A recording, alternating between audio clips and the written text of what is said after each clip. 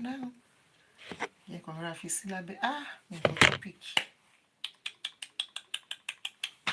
mi ò kọ topic. Topic. Oh shoot. Oh no. I didn't put a topic. Oh shoot. Ah. Oh, she must need the first stop. So me play orin yẹn nìyẹn.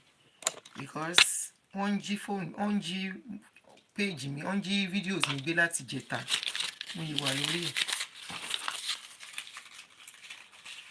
Vivian Coca, how are you? How have you been, my sister? Ẹ kú ọjọ́ mẹ́ta. Ṣáàlà ni o, how are you? Ayọ̀wálé Táíwò, who is with me on YouTube? How are you guys doing? Ẹ kúrọ̀lẹ́. Lẹ́sọ̀ ni o. Kò gbá kólekóle. Gbogbo ẹ̀yin tẹ́tí ń san you say you come and gist us. Ah, ara ń fẹ́ sí mi. Kólú ẹ máa parẹ́. Tèmítọ́pẹ́, how are you? Ìyàwó mi tó gbásìkì. Brother mi ń kọ́. Ẹyẹ fi gloss sẹ́wọ̀n kí n má máa lá inú lẹ́ẹ̀mẹ́wàá. Níbi tí n bá ti ń ṣe show. Good evening, how are you? Again, change. Mo ti clean ẹ̀. Okay, mo ti clean ẹ̀. Good evening. Bisi Fadipe, how are you? Oyinlade Sherry, tí n bá ti lo glass, mama lá lips mi lẹ́ẹ̀mẹ́wàá. Let me quickly use gloss. Ó ti bà mí jẹ́.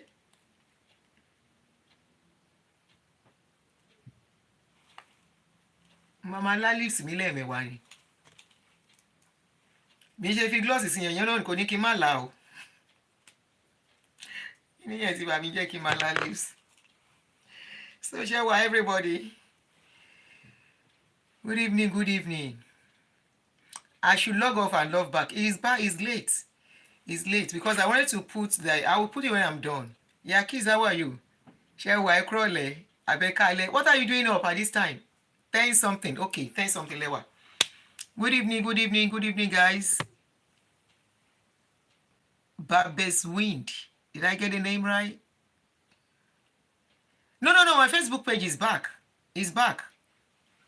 I had issues with it for about 2 weeks plus, but it's back now. It's back. So if you want to join us there, it's fine. It's okay now. It's working. Good evening, Oladapo. Good evening, every one of you. Shalafia Lagwa. Yeah, I mean, the plans that he just tell you, but think about Kamilara. Story. I don't know if you saw the story. Few days ago, we posted a video of a lady that said our family friend in UK. Olayemi Moki, good evening. I don't want to take long. That's why I'm going straight on to do what I need to do so I can stop on time. We are kí máa sùn ní látàárọ̀. Mo ṣe ráyè free. We are kí sùn ní. But anyway, I will go. I'll máa sùn bá ṣe tán. Ká má sùn dòru náà. Okay, it's 10:25 p.m. Okay, this is about 5:25 here. So Nigeria is 11:25. Yeah. So good evening, everyone. Good evening. Ekale, ekrole, ekason. Níràjò gbésájò. Àtọkùnrin àtobìnrin wa. We all came to this foreign land to come and see greener pastures. Some came as single parents. Some came as some came alone. I don't send a request. You want to join me? Ṣé mistake ni? Ṣé mistake ni, Fausa? You want to join me on the show? Thank you. Olasunbo. Okay, 11 p.m. in Nigeria. Hey, 11 p.m. So we all came to this foreign country to come and see greener pastures. It's so unfortunate the kind of news we hear from our people. All right, Angel. I love you, Mom. The kind of news we hear from our people, you know, and you would think people that come as couples should find life much easier. One day I thought you would be sleeping. mo ní àbọ̀nbí ọ̀la ni bọ́ǹbì máa rí pé mo ṣe ṣó o. Faintly, good evening, how are you? Lawrence Sado, I see you. So it's so unfortunate. I was having this discussion with somebody yesterday, and we were on the phone for almost 2.5 hours talking about this kind of a thing.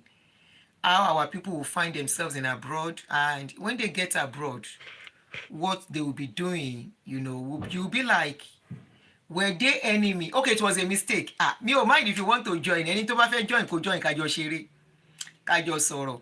You can send request if you want to be on the platform. I will add you to it, either a man or a woman. I will add you, or especially on this kind of discussion. Tó bá family law. This is a discussion about family. Dry Smoke, good evening, my brother, Aurora.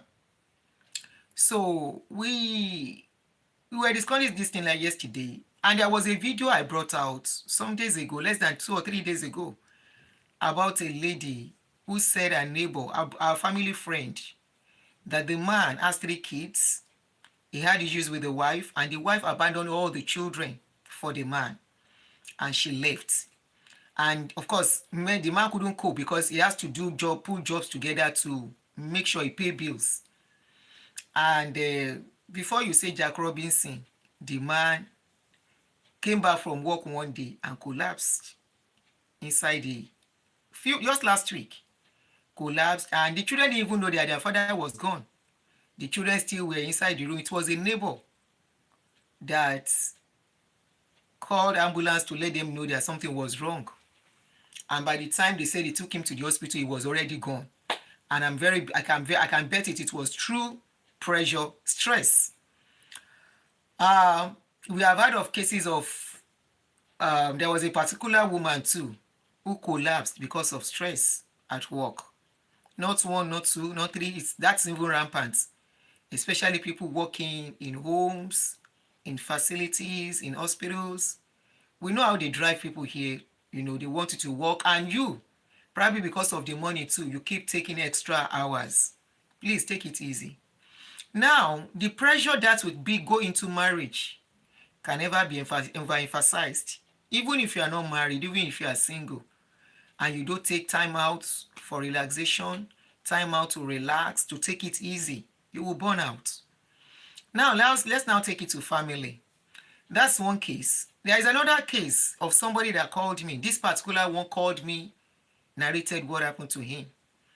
This man in Nigeria, the wife told him, I said, let's relocate with what is going on in Nigeria.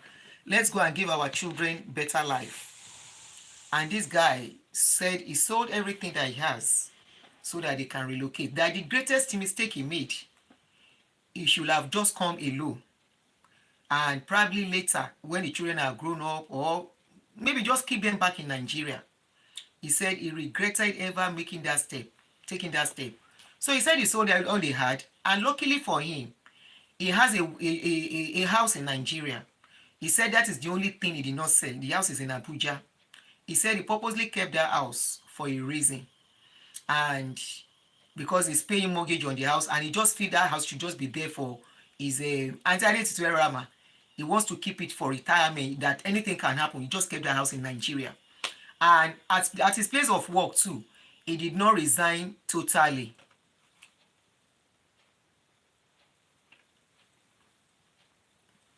He just took an absence of study leave, So on getting to UK, few days after, he fell sick. Few months after. Before then, they were having issues. And he said they didn't have issues back home. That he never knew the wife was pretending all along. But immediately he got to UK, the wife started behaving somehow. And like play. And they are not ready. They weren't settled as at then. I think they were still cohabiting with somebody, with the lady's sister. Memphis, so he was still managing. They were still managing as a family with family friend who happens to be the lady's sister or auntie. Along the line, he said suddenly he went to do he wanted to go and get a job, and of course he has to do some blood work. So it was during the blood work they discovered something was wrong with him. I won't give you the details for privacy reason. they discovered something was wrong with him. And he was surprised that there was no symptoms, there was nothing. How come? You know, he said up till now, he doesn't know how that sickness started in his body up till now, because he was strong and healthy when he got to UK. So as it is, they said he cannot walk again. So they gave him an accommodation. My page is there. You can't find my page on Facebook. You are not the only one saying it. Oh, I will check the setting when I'm done. Bóyá nǹkan kan ṣẹlẹ̀. I will check the setting.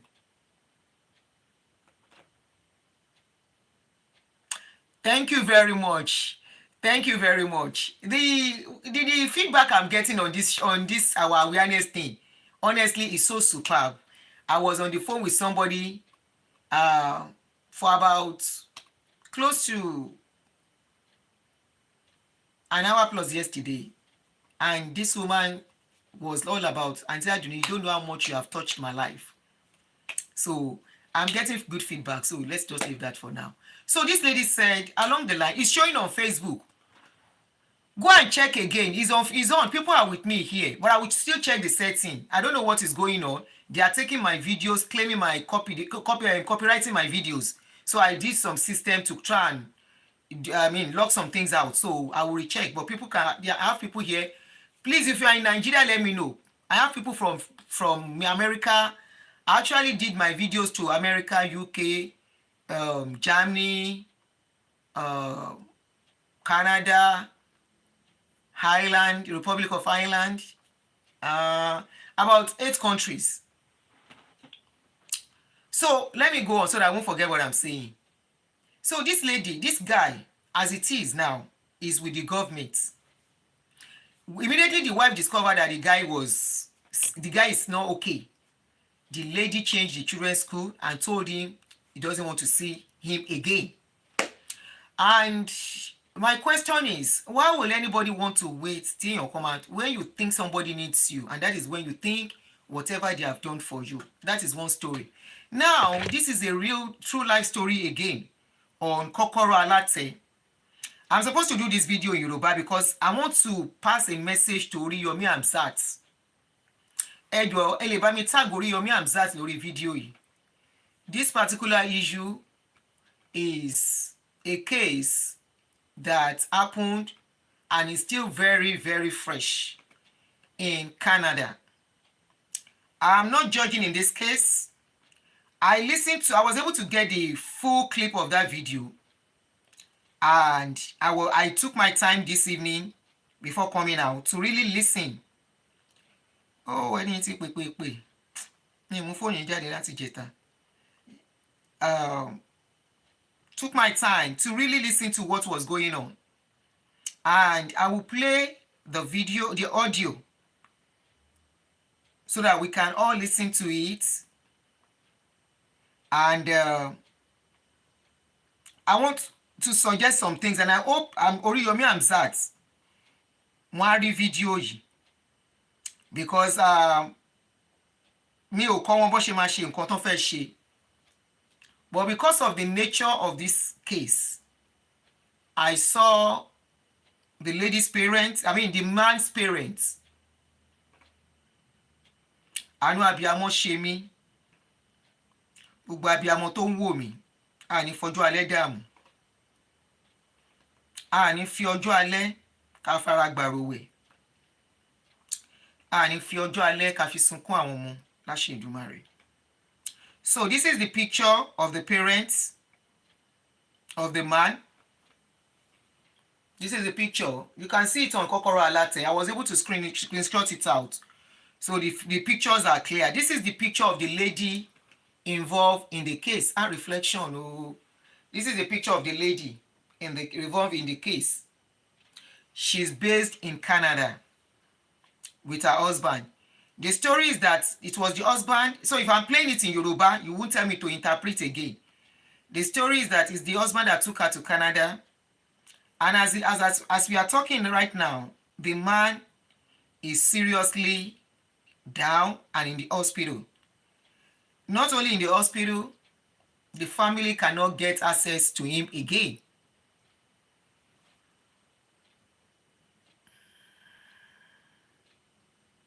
Okay, you are in Philadelphia. Okay. So let's listen to the voice notes. I mean, to the video. Osaj. Welcome to Agidigbo FM Ibadan YouTube channel. Remember to like, share. Can you hear? Share and go. Share and go.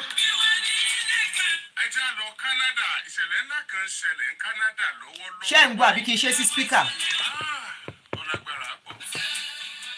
Share and go. Àbí ká gbé sí speaker. Let me know if you can hear, or should I put it in speaker?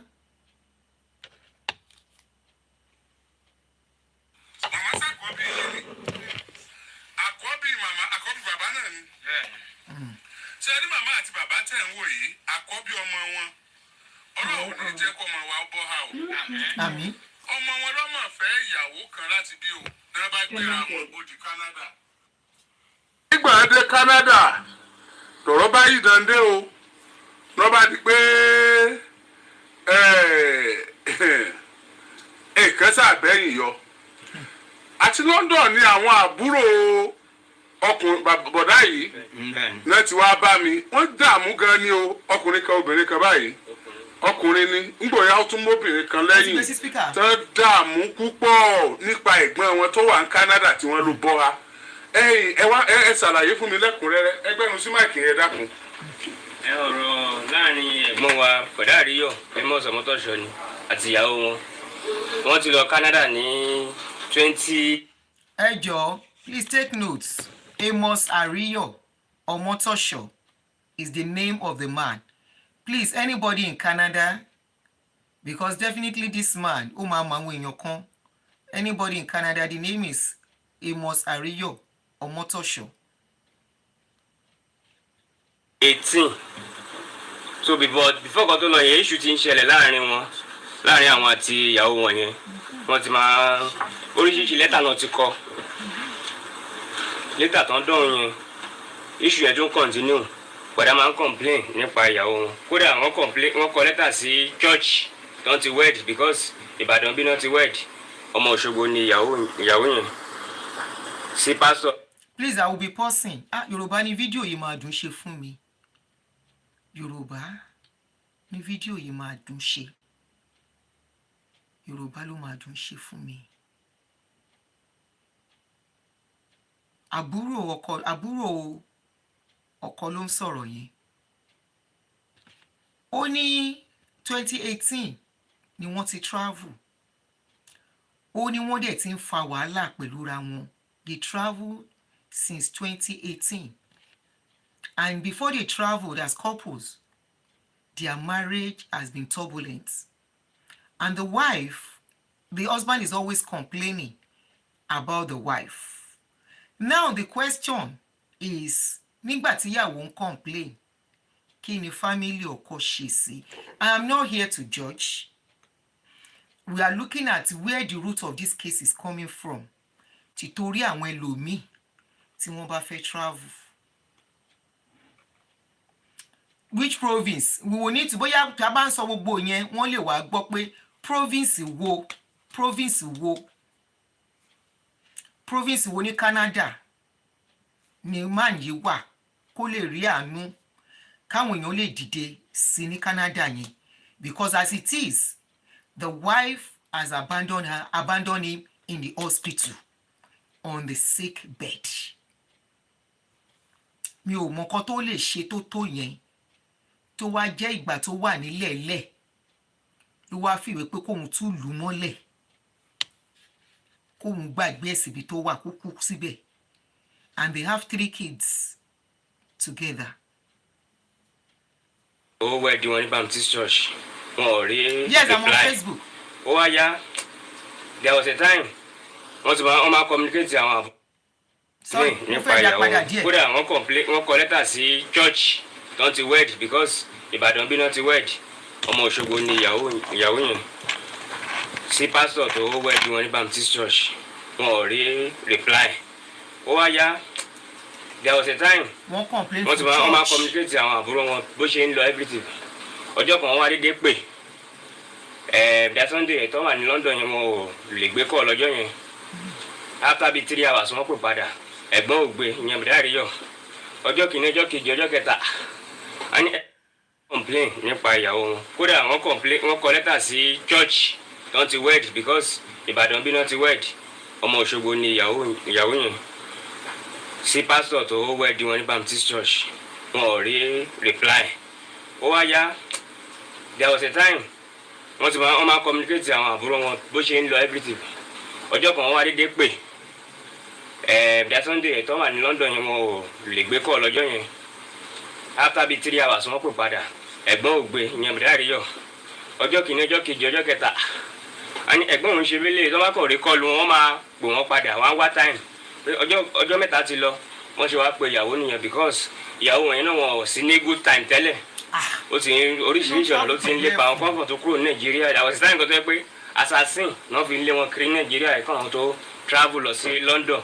Ta ló ń fa assassin? London àbí Canada? No, kì í Sunday tó lọ sí London làwọn lọ àwọn ti lọ Canada ti pẹ́ ti wọn ní Àríyọ̀. Ta ló ń fi assassin lé kó tó travel? Ṣé àbúrò ọkọ ni tó lọ sí UK àbọ̀kọ tó lọ sí Canada? But the bottom line is wọ́n ti ní problem gidi tó ń bára wọn fa sùúrùtù tí church gun rójútu ẹ̀ kan tó travel ọ̀dà kan pé church òrójútu wọ́n sọ fáwọn family òrójútu. Then why did they travel together? But this is not the time to throw blames now. It's not the time. So wọ́n á pè wọ́n pé kí ló ń ṣẹlẹ̀ á pe ẹ̀gbọ́n wa òun ló kọ́ pè wá ní time bye bye tá a pè padà ńgbà tá a wá free tí ò wá lè tá a gbọ́ anything ó ní ẹ̀gbọ́n yín accident kẹ̀ lọ́nà ó bá ló ìṣẹ̀lẹ̀ ẹ̀ṣẹ̀ àmà ó ṣá accident ló ní kò sọ ọkàn yẹn lọ that very month yẹn ní last year August wọn ò sọ anything wọn aṣáwá sọ pé okay wọn wá pe dáàdì tèmi because àbúrò ní dáàdì tèmi jẹ́ sí bàbá ọmọ tá à ń sọ̀rọ̀ yìí bẹ́lẹ̀bẹ́lẹ̀ ni Gbémisọ́lá sọ okay but ẹ má ti jẹ́ kí àwọn dáàdì gbọ́ ò torí ẹ̀ tí wọn ọ̀nà okay àṣà à ń yí abẹ̀sí ní pè wọ́n a pe àbúrò wọn tó wà ní Nàìjíríà ń bí ìyẹn àbúrò Gbémisọ́lá yẹn àti ẹ̀gbọ́n yẹn wọ́n jà ní ẹ máa gbàdúrà a máa gbọ́ at a point àwọn ẹ̀gbọ́n yẹn wà wọn gbé kọ́ọ̀lù tó àmọ́ àti àbúrò Gbémisọ́lá yẹn pé ó sì pé kóun má gbé kọ́ọ̀lù anybody látọ̀dọ̀ àwọn ẹbí ọkọ kí ló ń ṣẹlẹ̀ throughout last year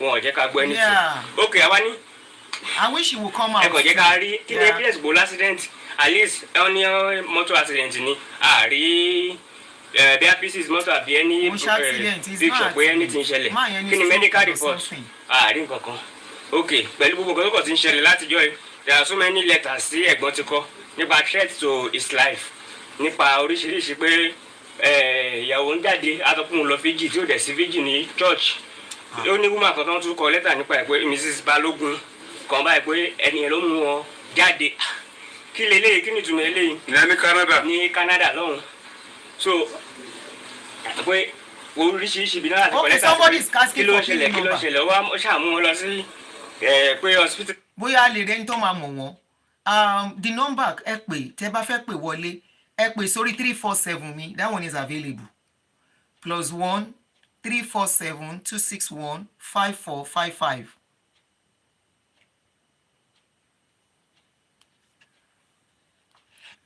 ó wà ń bẹ̀ kí n sọ̀rọ̀ hospital kí ni evidence kankan báyìí pé kì í ní but àwa gbà pé issue yìí kì í sọ̀rọ̀ ojú lásán pé spiritual attack ni tọkọ̀ fi dì wọ́n mọ́lẹ̀ àtúnṣe gan to the extent pé torí ọ̀rọ̀ property àbí because gbogbo níwọ̀n náà ni ẹ̀gbọ́n ti kọ sínú lẹ́tà wọ́n yìí tẹ́lẹ̀ pé property tó wà bí oríṣiríṣi wẹ́lẹ̀ tẹ́ bá ṣe kí nǹkan tẹ́ nídìí nìyẹn ẹgbàá kábà yín ṣèwé gan ẹgbàá property kẹṣà release ẹ̀gbọ́n wa fún wa nǹkan tá a fẹ́ nìyẹn pé ẹ̀gbọ́n wa ẹ tú sílẹ̀ tó bá dẹ̀ ṣe bàbá àbí ìyá ló ṣẹ̀yìn ẹ dáríjì kẹ́ release ẹni yìí fún wa up till now wọn ò ní gbé kọ́ọ̀lù. ẹ jẹ́ ká wo ìyàwó yẹn náà kí lórúkọ obìnrin náà. Bọ́láńlé Gbémisọ́lá. Bọ́láńlé Gbémisọ́lá. Bọ́láńlé Gbémisọ́lá.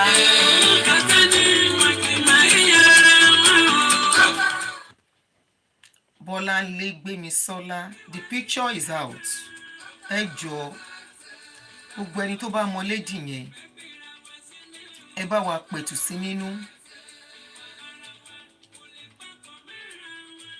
kò ní ìdá tí ìfẹ́ mà nìyẹn mọ́. Canada ló wà. Kó send the link. Thank you very much. Òun àtọkọ rẹ̀ ni wọ́n jọ lọ Canada, wọ́n jọ gbéra kó lu ìní. Ṣùgbọ́n tẹ́ ẹ bá rí ipò tí ọkọ wà ní ìsìn, Ọlọ́run ni kó ṣàánú wa o. À ń bá Bọ́láńlé Gbémisọ́lá sọ̀rọ̀. Àbí láwọn ìbéèrè kan. Jọ ń sọ̀rọ̀ lílẹ̀. Hello. Hello. Hello. Ma. Ẹ káalẹ́. Yes, ma. Thank you so very much for the liberation, and thank you also very much for this topic. I'll be sharing my own experience briefly. I would share my experience. Can you hear me, ma? Yeah, sure. Can you hear me, ma? Yeah. Okay, so Èmi ọkọ mi àtàwọn ọmọ a máa ń wá sí US fún summer holiday every year. Can you hear me, ma? Yeah, sure. Yeah, so a máa ń wá sí US fún summer holiday every year. So ọkọ mi jẹ́ ọkọ tó jẹ́ pé ó jẹ́ ọkọ tó wà ó máa ń tètè bínú onínú fùfú ni, and he doesn't know how to talk to me in the public. Ṣé kẹ́ tó kúrò ní Naija or when you got to this place? No. Láti Nàìjíríà bó ṣe máa ń ṣe. Ó jẹ́ ọkọ tó yẹ pé onínú fùfú ni. Okay. It doesn't that attitude, I believe, is peculiar to people from Ondo, Ekiti and the like. Okay. So wọn kì í mọ bó ṣe máa ń bá àwọn spouses wọn sọ̀rọ̀ àtàwọn obìnrin wọn náà Okay. ní public. Okay. So you understand. But- So tábà tí wọ́n wá holiday, àwọn ìyàwó àwọn ọ̀rẹ́ ọkọ mi wọ́n máa rí bó ṣe máa ń bá mi sọ̀rọ̀. Even some of our family members, àwọn family members tẹ̀lé wọ́n máa rí bó ṣe máa ń bá mi sọ̀rọ̀. Ẹ bá mi jẹ́ kó bí ká ní mo pé nǹkan tẹ́ fẹ́ sọ sí mi ní tí ìgbé kọ́ mo fẹ́ sọ̀rọ̀ woman yìí tán ná because we really need help for that man pé kán lè bá wa lo ká àwọn tó bá mú un. Ajẹ́pẹ́ sáré round up. So nǹkan tí mo fẹ́ fàyọ fún yín ni pé àwọn èèyàn lóhùn lọ́dún ẹ̀ sí ní sọ fún mi pé ẹ wò ó ẹ máa bọ̀ ní bíbá ẹ relocate sí US. Nàìjíríà mo ti ń bá yín sọ̀rọ̀ sí. So ẹ relocate sí US, ẹ bá relocate gbogbo nonsense bó ṣe máa ń bá yín sọ̀rọ̀ yìí á top. Ẹ lè gbàgbára ìlú obìnrin ní bíbá yìí, ìlú obìnrin ní US. Ẹ lè show one person. So what I'm trying to say is that a lot of all these things tó ń ṣẹlẹ̀ ní ìlú òyìnbó láàárín ọkọ àti ìyàwó tó bá relocate. Tí èèyàn bá gbà láti jẹ́ kó influence wọn, tí èèyàn bá kẹ́gbẹ́. Èmi ni mo ti sọ fún ọmọ níwẹ̀, I'm not ready to relocate. I have grown my career to a certain stage in Nigeria and I'm not ready to relocate. You understand? But they were like, Emma Bo, no. We are here, we are in Nigeria and we like it as it is. You understand? So the gossip professor in essence is that a lot of influence, negative influence, ló máa ń fà á. Ẹni yẹn náà burú tẹ́lẹ̀ ní ìyá mi. Ṣé so many things ni a máa sọ̀rọ̀ débẹ̀ yẹn. Ayi máa sọ̀rọ̀ débẹ̀. Let us talk about how they can get information, anybody that can help to get the man's information. Ṣó ti yé yín? Tán lè bá wọn get information máa yẹn. Yeah. Ayi máa sọ̀rọ̀ débò nǹkan tẹ́ ẹ̀ sọ yẹn. Ṣé rí nǹkan tẹ́ ẹ̀ sọ yìí? Ọkọ ní lọ́wọ́, obìnrin ná lọ́wọ́ ni ọ̀rọ̀ ṣe ń dé stage yẹn. Bẹ́ẹ̀ ni mà. Kò ṣe pé ó kàn déédéé ń bẹ̀rẹ̀ but we are fẹ́ sọ̀rọ̀ blame yẹn sí ká tẹ̀ kọ́kọ́ sọ how they can get help for that man because already where I saw him in the video, temporary video, I posted a video earlier. The man is incapacitated already. There is more to the story. So, but at this stage, is how he can get help. Share more palliative. I mean, not palliative. I won't say palliative. Having people who care for you when something is wrong with you it helps too. So we don't know as it is. Wọ́n mọ̀ bóyá man yìí rí help àbí ó kàn dédé wà níbi tó wà. Kò yé yín. Because níbi tá ti rí this is the video. Ẹ bá mi drop, please. Yes, sir. All right, thank you. All right. Where the man is lying down, this is the video. You will know that from my own observation, I may be wrong. I'm not saying that is the case, but what I could see, okay, what I could screenshot it. What I could see with that man, it's like somebody that probably has a stroke. Ojúmọ́ yẹn lajú sílẹ̀. if you can see very well, Shetiri, his eyes is wide open. So probably stroke ló ṣe. And if you look at one of his ọwọ́ yẹn dàbí pé ó limp. You understand? So ó lè get stroke. And funny enough, this man is not the only one that is going through this. I have had cases of men tí ó máa ń dojú ẹ̀ tó máa wà lọ sí home bẹ́ẹ̀ yẹn tí wọn ò ní béèrè wọn mọ́. I'm telling you. I have had somebody fún rẹ̀ ìyàwó ẹni yẹn tó bímọ fún tó ní ọkọ òun tóun fẹ́ ó ló wà ní nursing home. Mo ní sọ́mọ lọ́hùn ó lọ́lọ́hùn ò ní jẹ́. You know, so what this man needs now is probably somebody, I mean, for people to just turn more, because I don't know how they can even take him back home. They say he has sisters and brothers in UK. I don't know how true that is. Tó bá ní àwọn àbúrò àti ẹ̀gbọ́n ní UK, does it mean wípé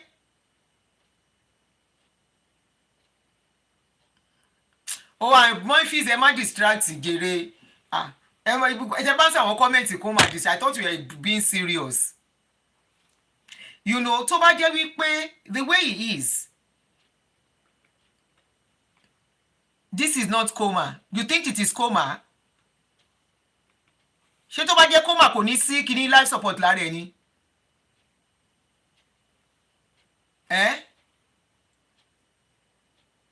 Because man yẹn lajú sílẹ̀. What is the name? I mentioned the name earlier. Ìjọ ẹni tó bá rántí. I mentioned his name earlier. I was trying to copy the name down so that I might repeat it. I forgot. So if you can remember the name, I mentioned the name earlier, or we go back and listen to the name. Something Abayomi or Motosho. So presently, they said this case is since last year, not Iguroma Yigbeyin, July. And there was a case of probably or phone, but Ayemi is still alive but paralysis. And that's what I think too.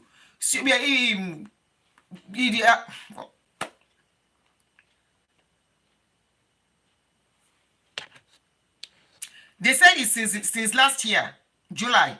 And there was a case of probably the woman checking his phone or checking her phone.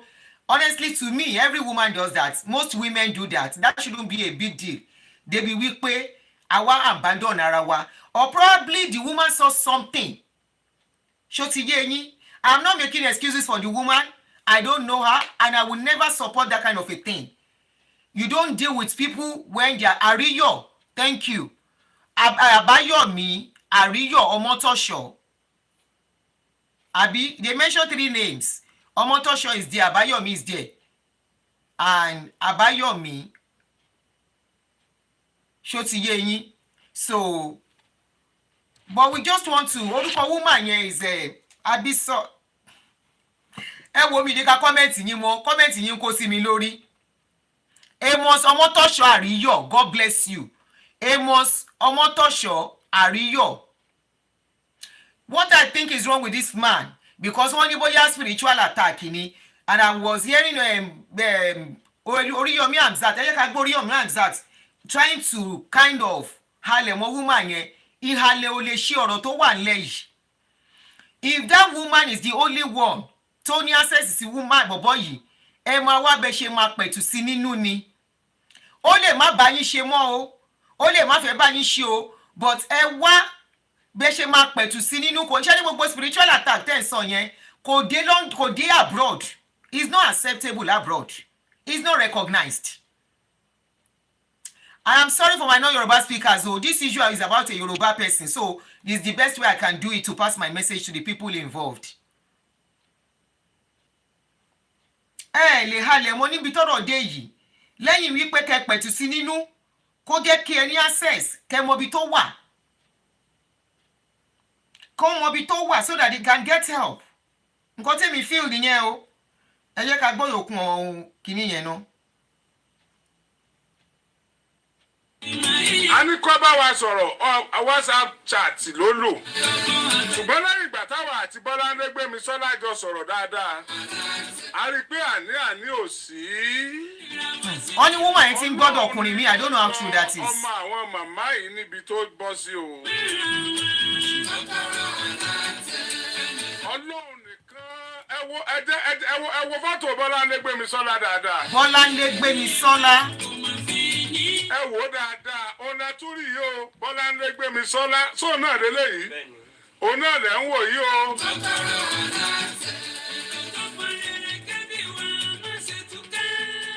a nílò láti rí police report pé lóòótọ́ ni ọkùnrin yìí láksidẹ̀ǹtì ó dé ní aláfẹ́rí mọ́tò tó fi láksidẹ̀ǹtì ó dèjì.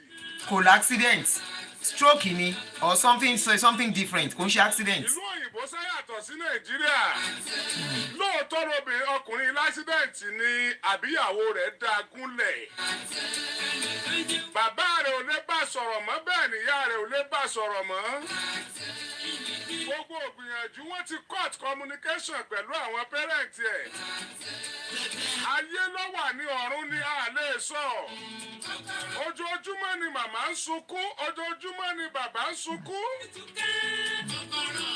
Bọ́láńlé Gbémisọ́lá kò jẹ́ kí bàbá àtìyá yìí lọ́jọ́ alẹ́ wọn ọjọ́ wọn máa fojú sunkún ọmọ. These are the parents. ọmọ tó wà láyé ọjọ́ kó wà bí aláìsí. ìyá ń banú jẹ́ bàbá ń bọkàn jẹ́ Bọ́láńlé Gbémisọ́lá ìwọ náà sì bímọ. gbogbo ọ̀rọ̀ tá a bá Bọ́láńlé Gbémisọ́lá sọ. ó sọ ọ̀rọ̀ débì kan pé ta lẹ́lẹ́rìí rẹ Bọ́láńlé pé lóòótọ́ lọkọ rẹ láksidẹ̀ǹtì. àwọn evidences ó wù wá kárì ẹni ọba mọ Bọ́láńlé Gbémisọ́lá n ò ní dákẹ́ títí tó fi dùn nídùú o ètò yìí ẹ ṣètò alẹ́ yìí nìkan o wọ́n mọ̀ ṣe lọ ní títí tí táwọn òbí ó fi gbúrò ọmọ wọn o wàhálà tí àbúrò ọkùnrin yìí ṣe nígbà tí mo wà ní London wọ́n bá rí mi ẹ̀mẹ́wàá yẹn ẹkún ní sùúrùpàdé mi pẹ̀lú ìbànújẹ́ ńlá ní fi ń bá mi sọ̀rọ̀ pé àwọn màmá àti bàbá wà. accident tó sọ pé ó ní ṣé car accident ni àbí home accident ṣé car accident ló ní àbí home accident home accident wà car accident wà home accident lè lead sí stroke tó bá ṣubú tó forí gbá ṣé car accident because I saw the car kò sí nǹkan tó jọ bí accident lára car yẹn Káyọ̀dé Ògbójà we will complicate issues if we start asking for that ẹ̀mí ẹ̀ ló wà more important nsìn káwọn family káwọn parents ẹ̀ kan ní access sí ló wà more important not about bóyá ó ní nǹkan kan àbí kò ní nǹkan kan you know this is the woman is the only one the way I see things because tó bá yẹ pé they can have access to this man ó yẹ kán ti ní access sí láti last year this is over a year going to 1.5 years that means wípé she's the only one tó ní access sí she's the only one she said he has a car accident kò ń ṣe car accident irọ́ ló pa tó bá jẹ́ bẹ́ẹ̀ no that's not car accident why is she calling it car accident something is going on there tó bá pé ó insist lórí car accident that's not car accident why she has to say it is car accident she only can say but you know what she cannot be arrested just like that nílùú òyìnbó kábàrà wa so tọrọ if she did anything funny by now wọ́n ti máa mọ̀ because they will have done some tests on the man wọ́n ti rí àwọn kankan tí wọ́n máa question but what I see I may be wrong I am seeing somebody that has paralysis stroke if you go and look at the video very well the picture mo screenshot picture láti zoom ẹ kí n wo dáadáa we don't really we cannot conclude omo kan sọ ni it wasn't an accident but the bottom line is that she's the only one anti-freeze is not detected we will tún jẹ́ anti-freeze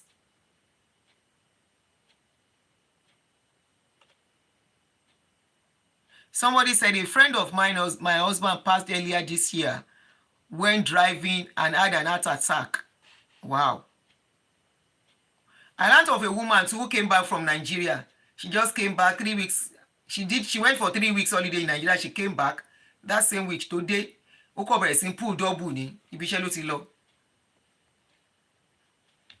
jẹ wọ́n wà kí n dákun gbogbo tí n bá lè fi ràn wọ́n lọ́wọ́. Ó mà ṣe o. Bọ́lá ń légbé mi sọ lọ́wọ́ mo béèrè ẹlẹ́rìí ọwọ́ alẹ́ èèyàn kan wa mọ́tò jẹ́ ń bẹ́ẹ̀ tó wa mọ́tò sọ̀rọ̀ jẹ́ ń bẹ́ẹ̀ tó mọ̀ pọ̀pọ̀ ẹ́ lásídẹ̀ǹtì sọ̀rọ̀ ọ̀yá ò lè pẹ́ ni ọmọ bá fẹ́ fún nọ́mbà mi kọ́nẹ́ẹ̀tì wa papọ̀ kí n bá sọ̀rọ̀. èèyàn kan ní Naija women go use anti-freeze kí ló ń jẹ́ bẹ́ẹ̀. Is usually added to coolant. ọmọ mẹ́ta they have 3 kids. ọmọ méjì fún ọkùnrin tá a sọ eré wa àwọn àgbàlagbà ọmọ mélòó ọmọ mẹ́ta ó ti bímọ mẹ́ta o. Oh Lord. Okay, màá máa gbé bóyá lè ríyàn tó mọ̀ rí. Hello.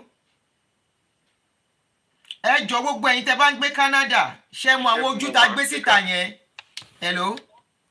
Hello, ẹ kálẹ́. Ẹ kálẹ́. Ṣàlàfíà lẹ wà. Àlàáfíà ni. Yeah, ṣé mo wá speaker? Yeah, sure. Yeah, so mo kí everybody lórí ètò yìí. Contribution mi ó máa take maybe like some minutes, so ẹ bá mi ní faradà. So wọ́n ní tá bá sọ pé àríró ẹ̀rí àfindẹ́rùbà ọlọ́rọ̀ ni. Bẹ́ẹ̀ni. And you are asking a question pé ṣé physical accident ló ní ṣé car accident ló ní. Or home accident. Whatever.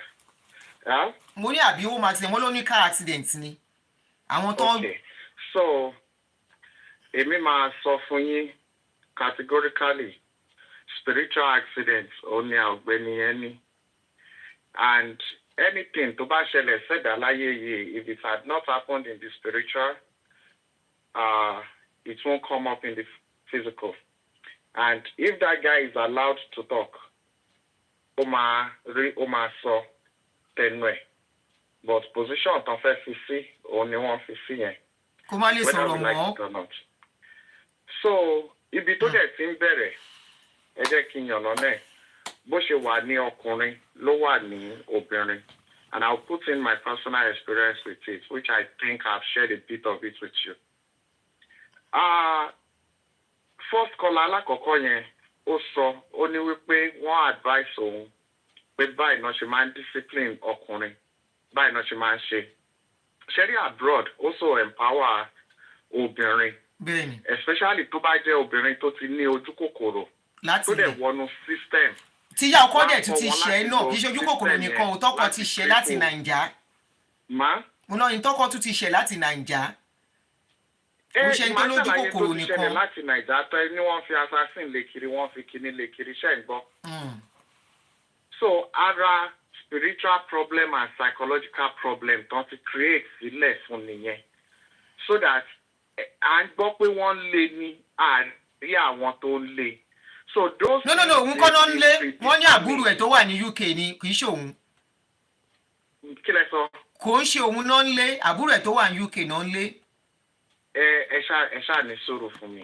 Àti wọ́n lé àbúrò ẹ̀ o àti pé wọ́n lé òun náà ni. Okay. Because tí nǹkan bá ń ṣe àbúrò yín whether you like it or not ẹ̀yin náà bẹ̀rẹ̀ sí súnra kí pé kí n tó ṣe àbúrò mi kó má lè ṣe mí ẹ̀yin náà bẹ̀rẹ̀ sí máa wádìí in tó ń ṣẹlẹ̀ sí àbúrò yín wọ́n á create distraction fún yín ẹni tó bá ní ògo wọ́n á gbé distraction wọnú ọ̀rọ̀ ẹ̀ and everybody listening to me àtẹ̀yin náà tẹ́ bá ráyè go and read about people that have narcissist personality disorder especially people that are called narcissists. They have a way of scheming the way your life will go in as much as to bá ti engage wọn or to ní any dealings pẹ̀lú wọn. They will use you and drop you. If they don't drop you as a mad person, they will drop you as a physically, morally dead person. And for them to go on, one is supply system, so that when they cut you off, they already have another person they are linking to. Ní bá mi pẹ́ because mi fẹ́ pẹ́ lórí show yìí. Mo fẹ́ kó máa take time jẹ́ ẹ má jẹ́ kó take time púpọ̀. Nínú tí mi fẹ́ ṣe lálàyé pẹ̀lú situation máa yìí ni pé mi ò sí bẹ́ẹ̀ Ọlọ́run wà ń bẹ̀. But the little tí mo ti rọra gbọ́, whether we like it or not, kò sí tó fẹ́ ṣe fún ọ̀gbẹ́ni arákùnrin yẹn ju wípé kó máa fi àdúrà ràn lọ́wọ́ lọ. But tọ́rọ̀ bá ti dé stroke tó ti débi pé ó ti wà bedridden, wọ́n gan lè correlate ara ẹ̀ mọ́. At all. Problem. It doesn't look like somebody that can do anything anymore. Ó ti fi ara ẹ̀ sílẹ̀. wọ́n ti mú dé level yẹn. Tẹ́ bá rántí few years or few months ago, I shared some of my experiences with you. Sharing most of àwọn obìnrin ìsìn yìí, wọ́n máa ṣe insurance fún ọkọ tí ọkọ ò ní mọ̀, and they will start lacing the husband or the wife's food. Hold on, ṣe insurance fún ọkọ. So that nígbà tó bá máa kú, kò ní fẹ́ tó máa mọ̀, àwọn náà fẹ́ gba owó insurance. Ẹ dúró, mo máa ń fẹ́ béèrè question téèyàn bá ń sọ̀rọ̀. Ẹ dúró, ṣé ń gbọ́ mi? Wọ́n á ṣe insurance fún ọkọ báwo? Wọ́n á ṣe insurance, death insurance, life insurance and everything. Okay. Wọ́n push ọkọ débi pọ́kọ́ máa ṣe insurance then, which is good to have. By the time they see the benefits of that insurance and what they will get paid, kálẹ́nì yẹn kú or tó bá wà paralyzed, what they will be getting, then they will make the husband to be a victim of that circumstance. Ṣé òyìnbó òde ní investigate gbogbo nǹkan bẹ́ẹ̀ yẹn ni? Ṣé gbọ́ mi? Mo ń gbọ́ yín. Ìyá ọmọ mi tó sá lọ, irú tó kọ́kọ́ ṣe fún mi nìyẹn. Ìjọ́ kan ni mo wá sick ni mo wá ní pé àìwá kìtẹ̀ ló ṣẹlẹ̀, ó yẹ kí n lọ sí hospital, mo dẹ̀ need insurance. Ló wá ní o ní insurance. Mo ní insurance báwo? Ó ti ń run insurance for the past 6 months fún mi láì mọ̀. Evidence ẹ̀ wà lẹ̀. So ẹ má sọ bẹ́ẹ̀, ẹ má bínú. Let people share their experience. Ẹ má ní sọ pé this is nonsense. Ẹni tó ń sọ̀rọ̀ ọmọ nǹkan tó ń sọ. Somebody said it is true. Ẹ má sọ̀rọ̀ lọ, ó máa ń ṣẹlẹ̀. Ṣé ríru ọkùnrin yẹn? Èèyàn kan ní àwọn funfun gan ṣe. Ó dé level yẹn, ó máa ti take everybody away from him. Gbogbo àwọn tó jọ̀rẹ́ pẹ̀lú ẹ̀ ló máa ti bá ní orí. Because I'm like Chima yẹn kò léyìn ọ̀bẹ yẹn ni. Òótọ́ ọ̀rọ̀ òdẹ ní ṣe bá ru arákùnrin yẹn sọ mọ́ torí pé ó ti lọ bá wọn ní ìfọwọ́sowọ́pọ̀. Even tó bá wà nínú ẹbí ìyá ẹ̀ àbí ẹbí bàbá ẹ̀ tó bá ti mú ọmọ ìyá àbọ̀ ọmọ bàbá kan má dé, kò sí ẹni tó máa rí àárín yẹn mọ́ pé ntọ́mọ ẹ̀fẹ́ dánwò pẹ̀lú arákùnrin yìí nìyí. Then irú ọkùnrin máa tó géńdé bẹ́ẹ̀ yẹn, àníríyàn 2, 3, 4 láàrin Canada tó máa sọ wípé àwọn ọmọ ibi tó wà láti last year, láti almost 2 years. Àwọn wo ni wọ́n jọ ń jẹ, àwọn wo ni wọ́n jọ ń mu, because the church they go too. Hello. Àbí mo parọ́? Bẹ́ẹ̀ni mo ń gbọ́ yín. Mo ní church tó ń lọ náà. Mo ní you are right. The church don't they say they go to church. Where are their church people? So gbogbo where are his colleagues? Tí wọ́n lọ yẹn, irú obìnrin yẹn tó bá jẹ́ oníṣekúṣe, gbogbo àwọn tó wà ń bẹ̀ tán ti ká oríṣiríṣi mọ́ lọ́wọ́ ló ti máa ti fi ara ẹ̀ ṣe àlọ́dẹ́ àti fi ara ẹ̀ tọrẹ fún, so that kò sí irun tọkùnrin yẹn lè sọ anywhere tọkùnrin yẹn lè dé, wọ́n ti demoralize ẹ̀, wọ́n ti drop value ẹ̀, wọ́n ti drop àwọn tó lè ṣí létí tó lè bá sọ òótọ́ ọ̀rọ̀. And once they create that, the guy will even think òun protect ọmọ òun protect interest òun, but ìjọ tó bá ti gbẹnu tó bẹ̀rẹ̀ sí sọ̀rọ̀ báyìí, they will make the final move. Gbogbo àwọn tọkùnrin yẹn mọ̀ náà ni wọ́n á lò láti fi oògùn sóúnjẹ fún, ni wọ́n á lò láti paralyze ẹ̀. That's why díẹ̀ ọkùnrin ò tó nílé ayé, and díẹ̀ ọkùnrin ò tó once you start traveling abroad or you meet any lady abroad that you want to marry, especially if you are a potential person. Tó bá ti rí pé wọ́n ṣe lénìí ní ẹ nínú ẹbí nínú ará láàrin ọ̀rẹ́, then know that the next person tó ti gbà kan ṣe lénìí ní ẹ tí ó dẹ̀ protect ẹ will be your wife. So ẹni tó ń sùn lé àyà ẹ tó sá fún, tó ń jẹ oúnjẹ láàárọ̀ ọ̀sán alẹ́. Ẹ jẹ́ sọ example kan fún yín. There are 2-3 months tó yẹ pé mi tí mo jókòó yìí máa dé ọ́fíìsì ní 8 a.m. máa dẹ̀ sùn lọ títí di 6 p.m. Níbi tó jẹ́ pé wọ́n á ti fi oògùn sínú oúnjẹ sínú drink fún mi kí n tó kúrò nílé. Oògùn oorun. Tó yẹ pé mi ò fura sí, yes. So that obìnrin á lè ráyè ìrìn àjò tiẹ̀ lọ. Even pé ẹ jẹ oúnjẹ nírọ̀lẹ́ ní alẹ́, ẹ jẹ oúnjẹ ní alẹ́ ní 8, ẹ dẹ̀ ń jí ní 11 àárọ̀ ọjọ́ kejì, ẹ lè sọ pé bí báyìí lẹ wà. Those ladies is what they do now, and throughout the night they are out there. Tẹ́yìn dẹ̀ máa sùn bí kíkalẹ̀ láì nira, just for them to have their way. Wọ́n lọ dókòwò mi, wọ́n wá fọkọ sí ilé tó ti fún lógún oorun. Ní táwọn obìnrin Canada ń ṣe nìyẹn, ní táwọn obìnrin London ń ṣe nìyẹn. They have their thing, they have their group. Tẹ bá dẹ̀ lọ wò ó, ẹ rí wípé ìyá wọn ti ṣe bẹ́ẹ̀, ẹ̀gbọ́n wọn alákọ̀ọ́kọ́ ẹlẹ́ẹ̀kejì ẹlẹ́ẹ̀kẹta ti ṣe bẹ́ẹ̀, àwọn ọ̀rẹ́ wọn ti ṣe bẹ́ẹ̀.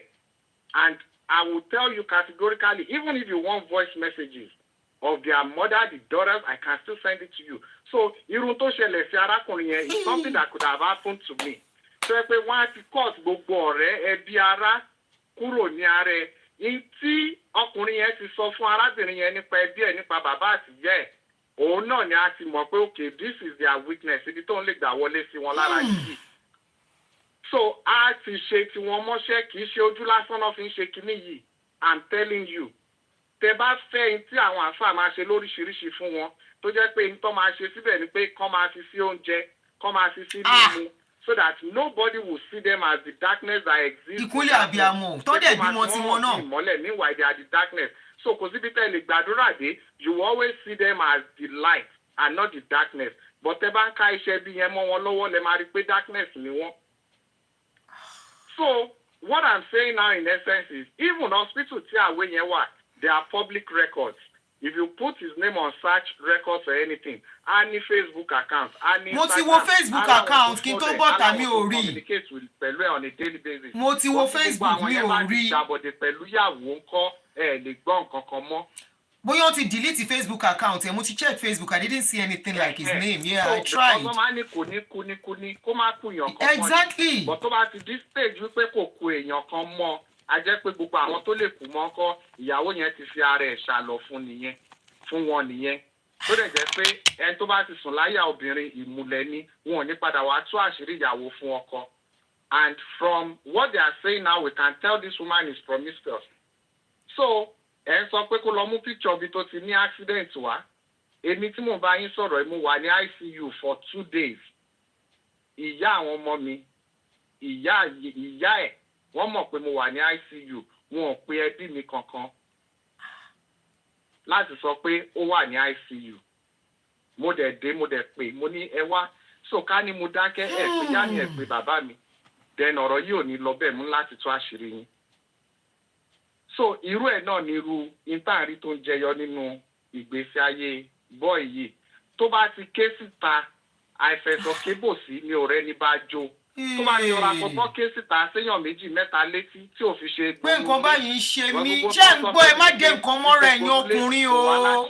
má jẹ́ kẹ́ anybody mọ̀ ká ní mo ti bò irú èmi tí mo sọ̀rọ̀ yìí náà wọ́n á ti pa mí dànù àwọn tí mo sọ èdè are living mò ń rí comment àwọn ẹbí wọn gan nu most of the shows tá à ń ṣe yìí I'm telling you but mo ti sọ pé jọ́ pé mo bá bí mi màá gbé ohun ya wọn jáde níbi tó ti ń bẹ̀ mí tó ń kúnlẹ̀ pẹ̀lú fídíò ẹ̀ ni wọ́n tó pa ẹnu mọ́. And these are people that you will respect in the society. But bàbá àti ìyá tó bí yá máa bẹ̀ yín for the sake of them má jẹ́ kójú tẹ̀ ọkùnrin should cry out in as much as tó bá ti rí pé in tó bá gain fún vision wa wà láì mọ́ nínú ìrìn àjò yìí cry out kò sí ìtìjú ń bẹ̀. Cry out kò sí àrùn ń bẹ̀. ìwé tó fi jápa kúrò Nàìjíríà tó jápa wá sí abroad náà jápa kúrò nínú relationship. Divorce is not a crime.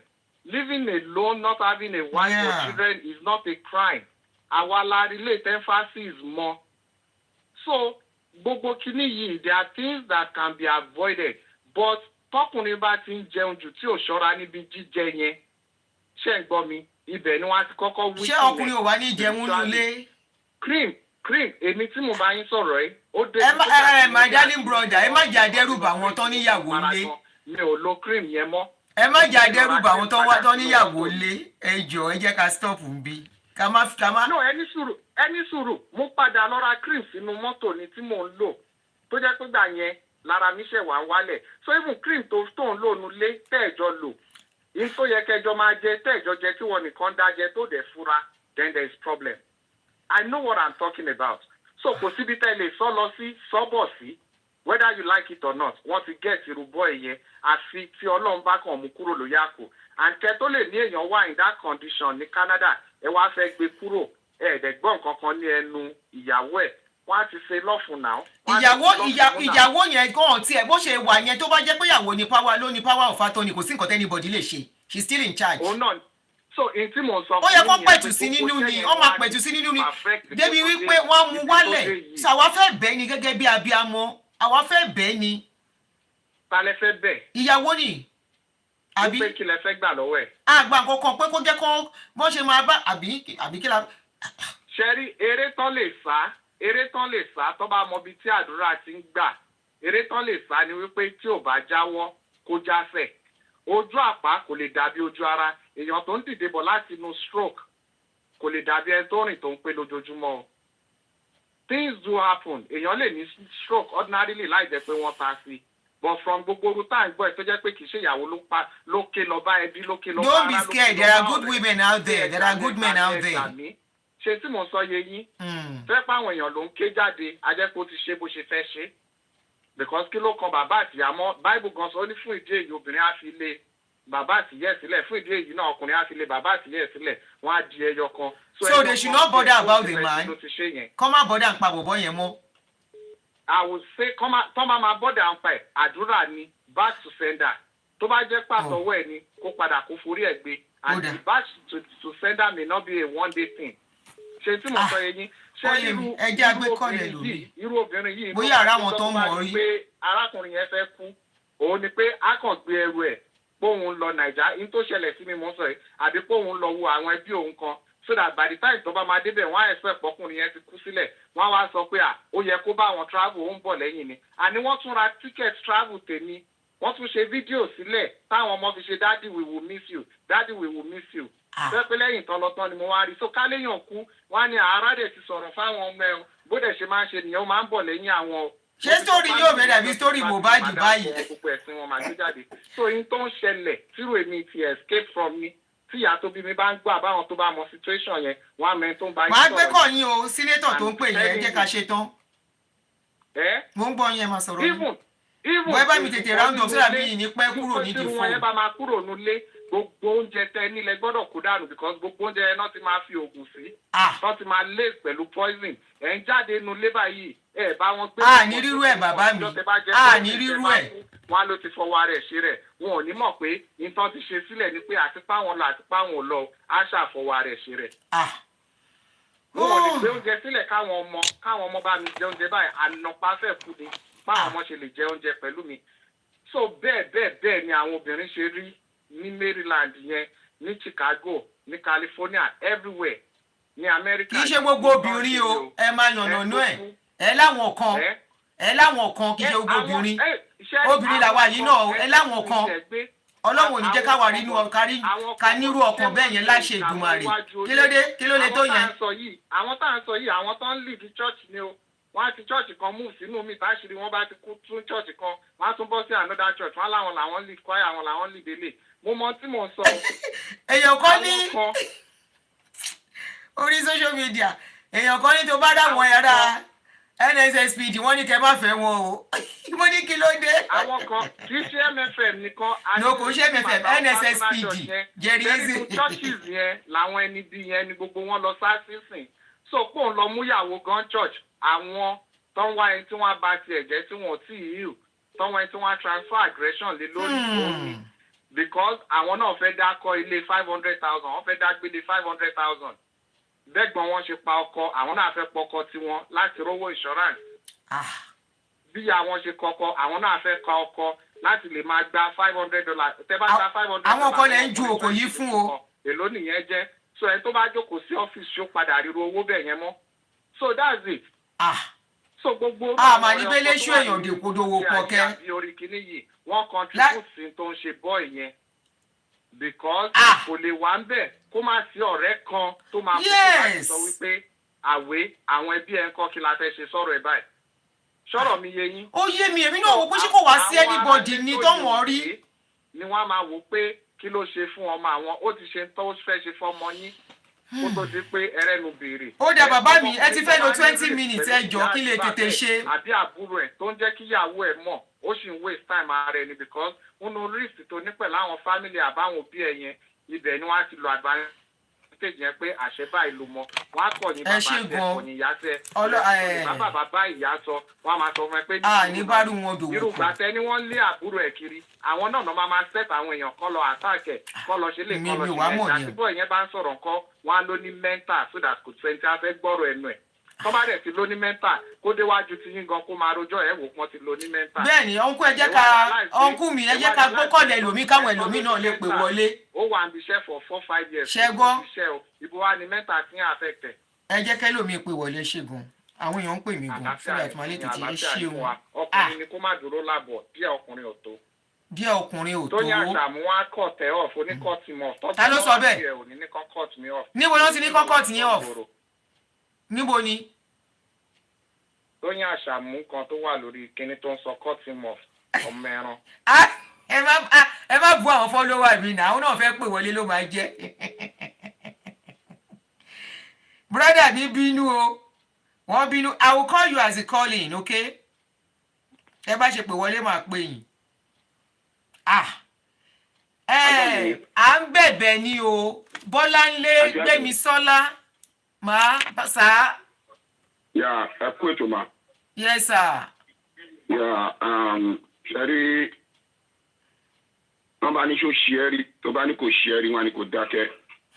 ẹni tó bá ṣe é rí ẹni ọ̀rọ̀ ṣe ni wò. kó sọ̀rọ̀ máa ń tan drop yẹn ẹni tó ṣe é rí ni. ẹ jẹ́ má pẹ́ o mi ò lè mi lè fẹ́ anybody ní time bẹ́ẹ̀ yẹn mọ́ o. n tó ṣẹlẹ̀ yẹn n tó ń ṣe ẹni yẹn spiritual attack ni already kò ń ṣe stroke. stroke bá mú yín. bọ̀ṣẹ́ mọ̀ pé òyìnbó does not know what is called spiritual attack. wọ́n ò dẹ̀ lè fọlọ́pàá mú woman yẹn because wọ́n ti ṣàwọn blood works kọ̀ọ̀kan. ó ti parí iṣẹ́ yẹn sí lára. mi ò wá lè sọ ní sí yẹn nǹkan tí ò bá ṣojú tèmi mi ò lè sọ mi ò dẹ̀ ní kò possible but. òun kò yẹ kó jẹ́ pé family ló máa béèrè tó bá yẹ kó nífẹ̀ẹ́ ọkùnrin yẹn tó bá ní accident òun ló yẹ kó sọ fún wọn ẹbí ẹ. bẹ́ẹ̀ni you are right. òye yín òun ló yẹ kó pe àwọn ẹbí ẹ pé ẹ̀gbọ́n yín mà ní báyìí báyìí òun gbọ́ kó máa ṣẹlẹ̀ sí ẹ̀gbọ́n yín báyìí òun ló yẹ kó pé kàn jàǹgbàjà. wọ́n ti hospitalize ẹ o. ẹni tó gbé jàǹgbà àbí wà lọ́sọ̀ máa ń kó gbégbé síta àwọn náà wá ń pe ẹbí ẹ báyìí n tó kù sí àdúrà ló kù. ọ̀rọ̀ tí màá yẹn sọ lẹ́ẹ̀kan pé insurance yẹn ó ń ṣẹlẹ̀ dáadáa àwọn obìnrin ń ṣe dáadáa mo rí ìyàwó ọ̀rẹ́ mi tó ṣe lẹ́yìn ọkọ ẹ̀ yes. ṣó fẹ́ kọ́kọ́ kú ni. western world láwà yìí ń tẹ́ bá rí lẹ́yìn. bó wọ́n máa investigate ẹ̀ náà at least wọ́n máa ń ṣàwọn documentary ẹ̀ wọn ò gbẹ̀rù kó má lọ sẹ́wọ̀n ni. òye yín nǹkan ń ṣẹlẹ̀ ní western world táwọn èèyàn mọ̀ èyí tí wọ́n bá mọ̀ lèèyàn mọ̀ mọ́. ọlọ́run má jà fóbìnrin tó greedy. ẹnu ayé àyìn. greedy nìyẹn. n tó ṣe máa yẹn spiritual ìjájá ká ọmọ yorùbá ní gbogbo wa nàìjíríà ti wá ó ti dá jókòó báyìí ó ti dá jókòó ó ti gba gbogbo agbára lọ́wọ́ ẹ̀ ó ti dá jókòó ẹ má dà púrọ̀ fúnra wa eléyìí ò ṣe stroke eléyìí ò dẹ̀ ń ṣe accident àdúrà ló kù kọ́lọ́n wọlá ìjọ tí ìyá yẹn ń ṣe wàhálà lórí ọmọ tó bí tó ń lébọ̀ lórí ẹ̀ ibi tó kù sí nìyẹn and gbogbo eléyìí tá à ń sọ yìí ẹ̀yin ọkùnrin ẹ̀ jára yìí ẹ̀yin abiyamọ ẹ̀yin ìyá tẹ́ jẹ́ ìyá wa tẹ́ bá rí ọmọ yín ọkùnrin tíyàwó ẹ̀ ti ní problem pẹ̀lú ẹ̀ tètè ya wọ́n. ojú ọlọ́mọ òótọ́ ní western world ojú ọlọ́mọ òótọ́ nàìjíríà tàwa yẹn ojú ọlọ́mọ òótọ́. ṣé àwọn obìnrin wa ń dájú sí báyìí ni àbí kí ló lé tẹ́lẹ̀ yìí. nǹkan kan ò ṣe ní nàìjíríà náà ó ṣe wájú ìgbà tó débi. kò lè tí ìpẹ́ tó travel o 2018 ni o.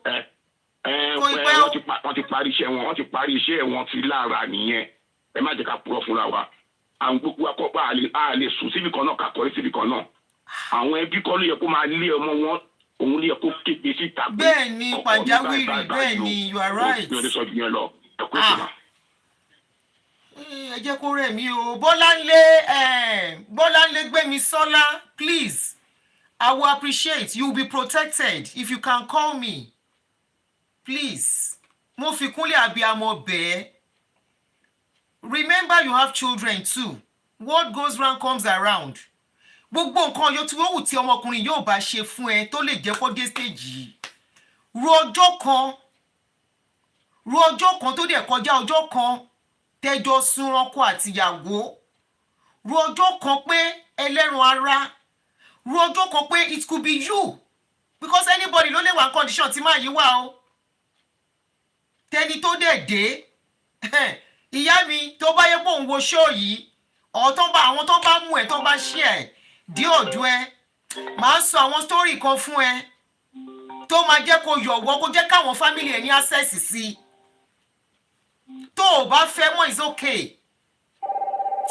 ó mà ṣe o. hello. ṣé ma ẹ rà mà. oh some men do it too. hello. mo ń gbọ́ you are on mo ń gbọ́ yín. yes ma ọlọ́run ò ní jẹ́ káwọn ọmọ wa ṣì léyà. àmì ńlá.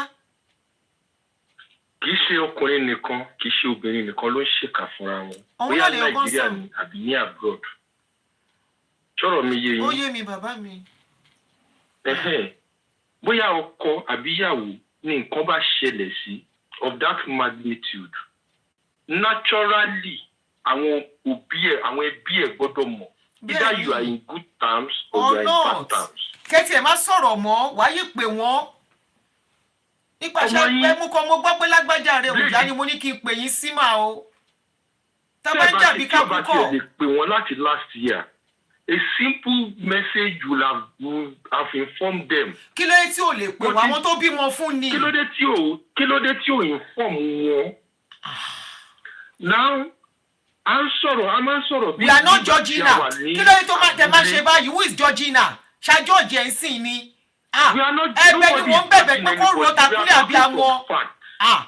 no matter what nǹkan tí yóò bá ṣe kó jọ tẹ ẹ̀ gan ṣé o máa rí lórí sick bed wa ló mọ rí mọ́ ni. ẹ dẹ̀ máa pariwo don't judge the woman don't judge the woman who is Georgina. ẹni sùúrù bàbá mi. who is Georgina. kó tiẹ̀ jọ tẹ ẹ tó o bá sọ̀rọ̀ mọ́ tó bá gbọ́ pọ́nkú lò nírànlọ́wọ́ ni kí tiẹ̀ ló máa ń ṣe yín gan. ẹ lè jẹ́ kọ́kùnrin kan kó oró sí yín lọ́kàn ẹ máa ní don't judge the woman don't judge the woman. ṣé téèyàn bá ń jàbí ká kú ni ṣé báwọn ẹni tó bímọ fún nìyẹn ni ó bímọ fẹ́ lòmíì ni kó tiẹ̀ bímọ fẹ́ lòmíì gan for the fact pé èèyàn ti jọ ṣe rí kó jẹ́ boyfriend lásán tó bímọ fún tẹ ẹ̀jẹ̀ fẹ́ra yín mọ́ kò work fine ṣé kó máa gbọ́rù ẹ̀ pé ó ń kú lọ inú àwa dùn ni. ẹ jọ ẹ kóra yín kúrò lórí péjì mi pẹ̀lú àwọn mindset bẹ́ẹ̀ yẹn kéde ẹ dẹ̀ máa pariwo don't judge. káàtì ẹ̀ ni pé wọ́n jẹ́ níbọ̀. ní ẹ̀jẹ̀ lára mọ́ ni. màmí ẹ calm down káàtì àtún pè níbọ̀ ni wọ́n sóye yín káàtún pè níbọ̀ ni wọ́n and ìwọ ni ẹjọ́ ń gbélé nǹkan dẹ̀ ṣẹlẹ̀ sí. ẹni sùúrù bàbá mi ẹ jẹ́ kí n bèrè question kan everybody gbọ́ mi tó bá jẹ́ obìnrin yẹn ló wà ní position yẹn tí màá yẹn náà sọ pé tó pàtì ṣe máa ní don't judge the man as a woman tọ́mà ní kọ́ máa judge ṣe máa sọ bẹ́ẹ̀. that is nǹkan tí mo sọ nìyẹn from the beginning mo ti sọ pé kò wá kì í ṣe pé bóyá ó jẹ́ obìnrin àbójọ́ ọkùnrin lálàkọ̀kọ́ máa yẹn ti ṣíléyà Ọlọ́run ò ní jẹ́ káwọn ọmọ wa ṣíléyà. àmì ẹ̀ pọ̀. ẹlẹ́ẹ̀kejì ẹni tó máa fẹ́ tó máa ṣe tí ò ní lè darí jù wọ́n Ọlọ́run jẹ́ kán bá pàdé ọkọ àti ìyàwó máa jà ọ̀rọ̀ ẹ lè dàrú kò sí bí dìpẹ́ ẹ̀ ṣé mọ́kọ́ ní kálukú máa bá tiẹ̀ lọ owó ní káyọ̀ ṣe máa tẹ̀ wá dúró ní dùpẹ́ ìyàwó àbí tẹ́lẹ̀ mẹ̀mí ẹni èèyàn bá bọ́ ní ìdùnnú yín kí ni ìdùnnú yín kí lè fẹ́ get there you cannot judge èèyàn wà nírú situation báyìí sọ pé you cannot judge. mami ó dà gbogbo àwọn wọ́n náà ní affluence àwọn family ò rí bá sọ̀rọ̀. ìbájọkùnrin ìbájọbìnrin ṣé irú nǹkan yẹn gbọ́dọ̀ ṣẹlẹ̀ sí family wọn tó yẹ kí nǹkan ṣẹlẹ̀ sí family wa àbáwọ̀ ká tó máa rí ká tó máa mọ̀ become sentiment lórí ọ̀rọ̀. now olóko ẹni accident kò ṣé bí a máa sọ̀rọ̀ bí ẹni pé abúlé la wà this is a developed and civilized country. where there is record for everything. in every street tí accident bá ti ṣẹlẹ̀ one local channel must take up the accident. gbogbo ẹni tó bá wà ní Toronto kò sí iye accident tó ṣẹlẹ̀ lẹ́yìn ní Toronto wọ́n máa ṣú ẹ̀ nínú TV nínú news lọ́la. iye accident tó bá ṣẹlẹ̀ ní Toronto lẹ́yìn wọ́n máa ṣú ẹ̀ nínú news lọ́la. so city wo street wo time wo police station wo not ni accident yẹn ti ṣẹlẹ̀. Police report to be accident. Nobody is judging her now, faulting her. But this fact are the necessary questions to now, be asked. Nǹkan tí wá ṣẹlẹ̀ láti last year. So this magnitude. Ọkọ ètò bímọ mẹ́ta fún has been vegetable for since last year. Ẹ dẹ́ ti pé torí pé wọ́n drag ẹ̀ nísìnyí ló ṣẹ̀ṣẹ̀ release gbogbo àwọn information yẹn o. Hello ma. mo ń gbọ́ yín ṣọ́hun ló release àwọn information yẹn fún wọn ni. nítorí pé wọ́n drag ẹ̀ wọ́n ní kó mú evidence wá ló ṣẹ̀ṣẹ̀ ń release gbogbo information yẹn kò sí family man yẹn tó mọ̀ bóyá ó sick àbí kò sick. wọ́n kàn speculate ni because wọ́n wò pé ẹ̀gbọ́n àwọn kò kì í ṣe báyìí láti last year àti gbogbo wọn tí wọ́n wà lórí gbogbo family.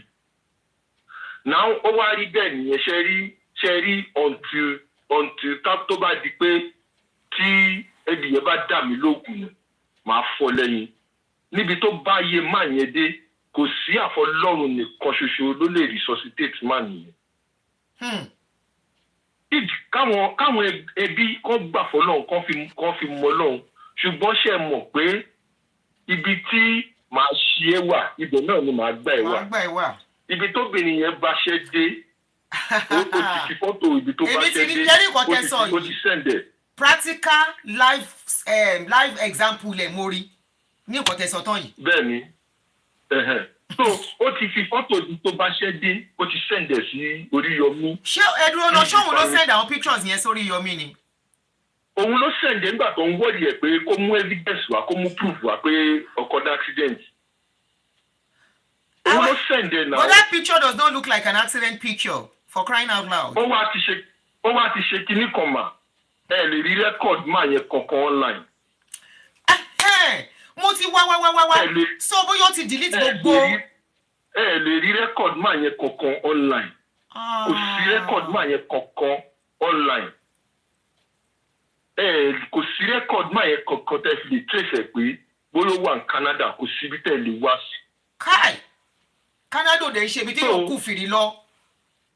ó kàn lọ ju máa yẹn sí ICU kan ó kàn bá láìsẹ̀ lómi èèyàn kan wá sọ pé ẹ wo mà Ọlọ́run ò ní jẹ́ kí irú ẹ̀ ṣẹlẹ̀ sí mi o but ó ti fi ìgbà tí Oríyọmí ń dàgẹ̀ tó ń dàgẹ̀ ló ṣèjì fọ́tò yìí àti fọ́tò ọ̀sán yẹn wà ló sẹ̀ǹdẹ̀ sí Oríyọmí pé kó show proof pé máa yẹn wà lọ́sibítù àti kó show accident. now nítorí pé wọ́n jàjẹ́ ni kò ṣe pé ó sẹ̀ǹdẹ̀ willingly àwọn fámìlì yẹn bá a ṣe gbọ́ lọ́dọ̀ Oríyọmí làwọn fámìlì yẹn náà ṣe mọ situation tọmọ wọn wà. Wow, that's sad. Oríyọmí wá sọ pé tó bá jẹ́ pé fámìlì ti tiẹ̀ ni will they take it like that. tó ṣẹlẹ̀ sí kọ́nsẹ́ẹ̀nì picture ọmọ wọn bẹ́ẹ̀ yẹn. bẹ́ẹ̀ ni ẹ̀dì ẹ bá dà mí lóògùn. ẹlẹ́rù ara ni gbogbo wa náà. òfé Mósè ló pè bẹ́ẹ̀ bàbá mi òfé Mósè ló jẹ́ bẹ́ẹ̀ kọ́ bá má fọ. òfé Mósè ló jẹ́ bẹ́ẹ̀. ẹ̀dì ẹ bá dà mí lóògùn màá fọ́ lẹ́yìn ó ti báyé máa yẹn jẹ́ and she is still very young. ọmọ kékeré yìí. she still have a long way to go. analysis wo ló fẹ́ ṣe fáwọn ọmọ máa nìyẹn. ìtàn wo ló fẹ́ pa fún àwọn ọmọ máa nìyẹn. èsì wo ló fẹ́ fún àwọn ọmọ máa nìyẹn.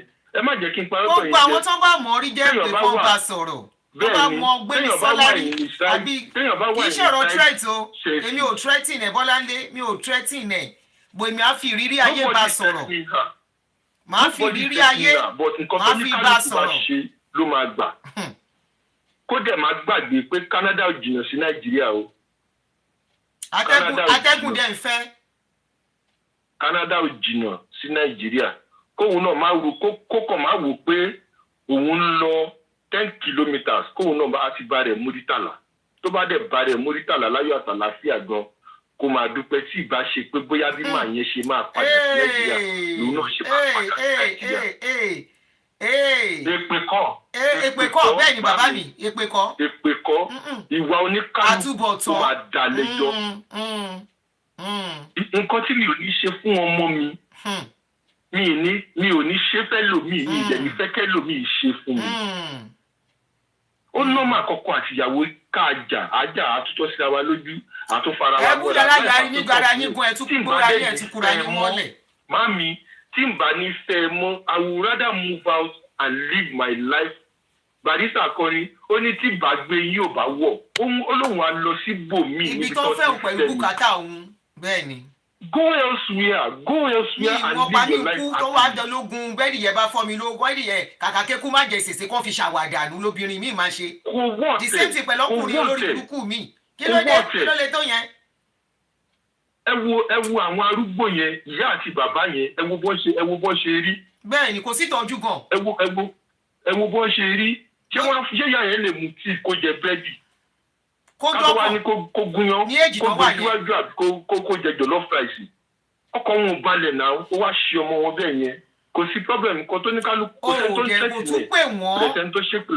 ọmọ yín ààrẹ òjá o àfẹ́ra mọ́ o it's okay mọ́mí èmi àtọmọ yín ò fẹ́ra mọ́ ààrẹ òjá ó wà lọ́sípítù o kò sí big deal àfẹ́ra mọ́ but wáyé tiẹ̀ ìfọjọ́ kan ọjọ́ kan àwọn kankan tẹ́ ti jọ ṣe pọ̀ wáyé máa lọ wò níbi tó wà lẹ́ẹ̀kọ̀ọ̀kan mo ní kí wá wà láfíà ẹni báwo lára ẹ wà á lọ wò ń bẹ̀ bàbá àwọn ọmọ ẹni.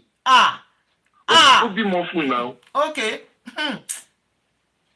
ó ti wá kò sí anybody tó ní information kankan nípa máa yẹn ó ti delete everything about that man. báwo ló ṣe máa yẹn ò ní ọ̀rẹ́ níbẹ̀ ni ẹ̀kọ́ lélẹ̀ ìfọkùnrin o àtobìnrin o ẹ má jẹ́ kí partner yín lé yín kó léyàn gidi kúrò lára yín you need a friend abroad.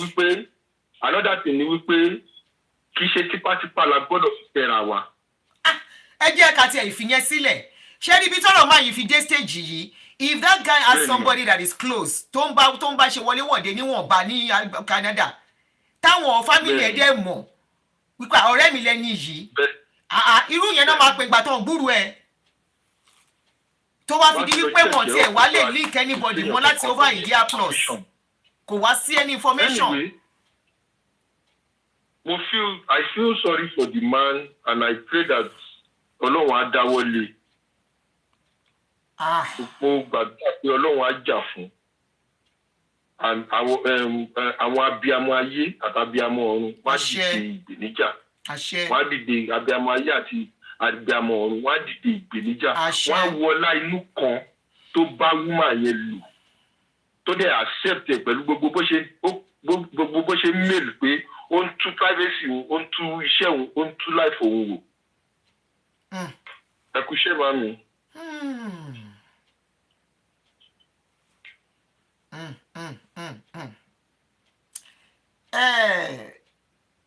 Bọ́láńlé Gbémisọ́lá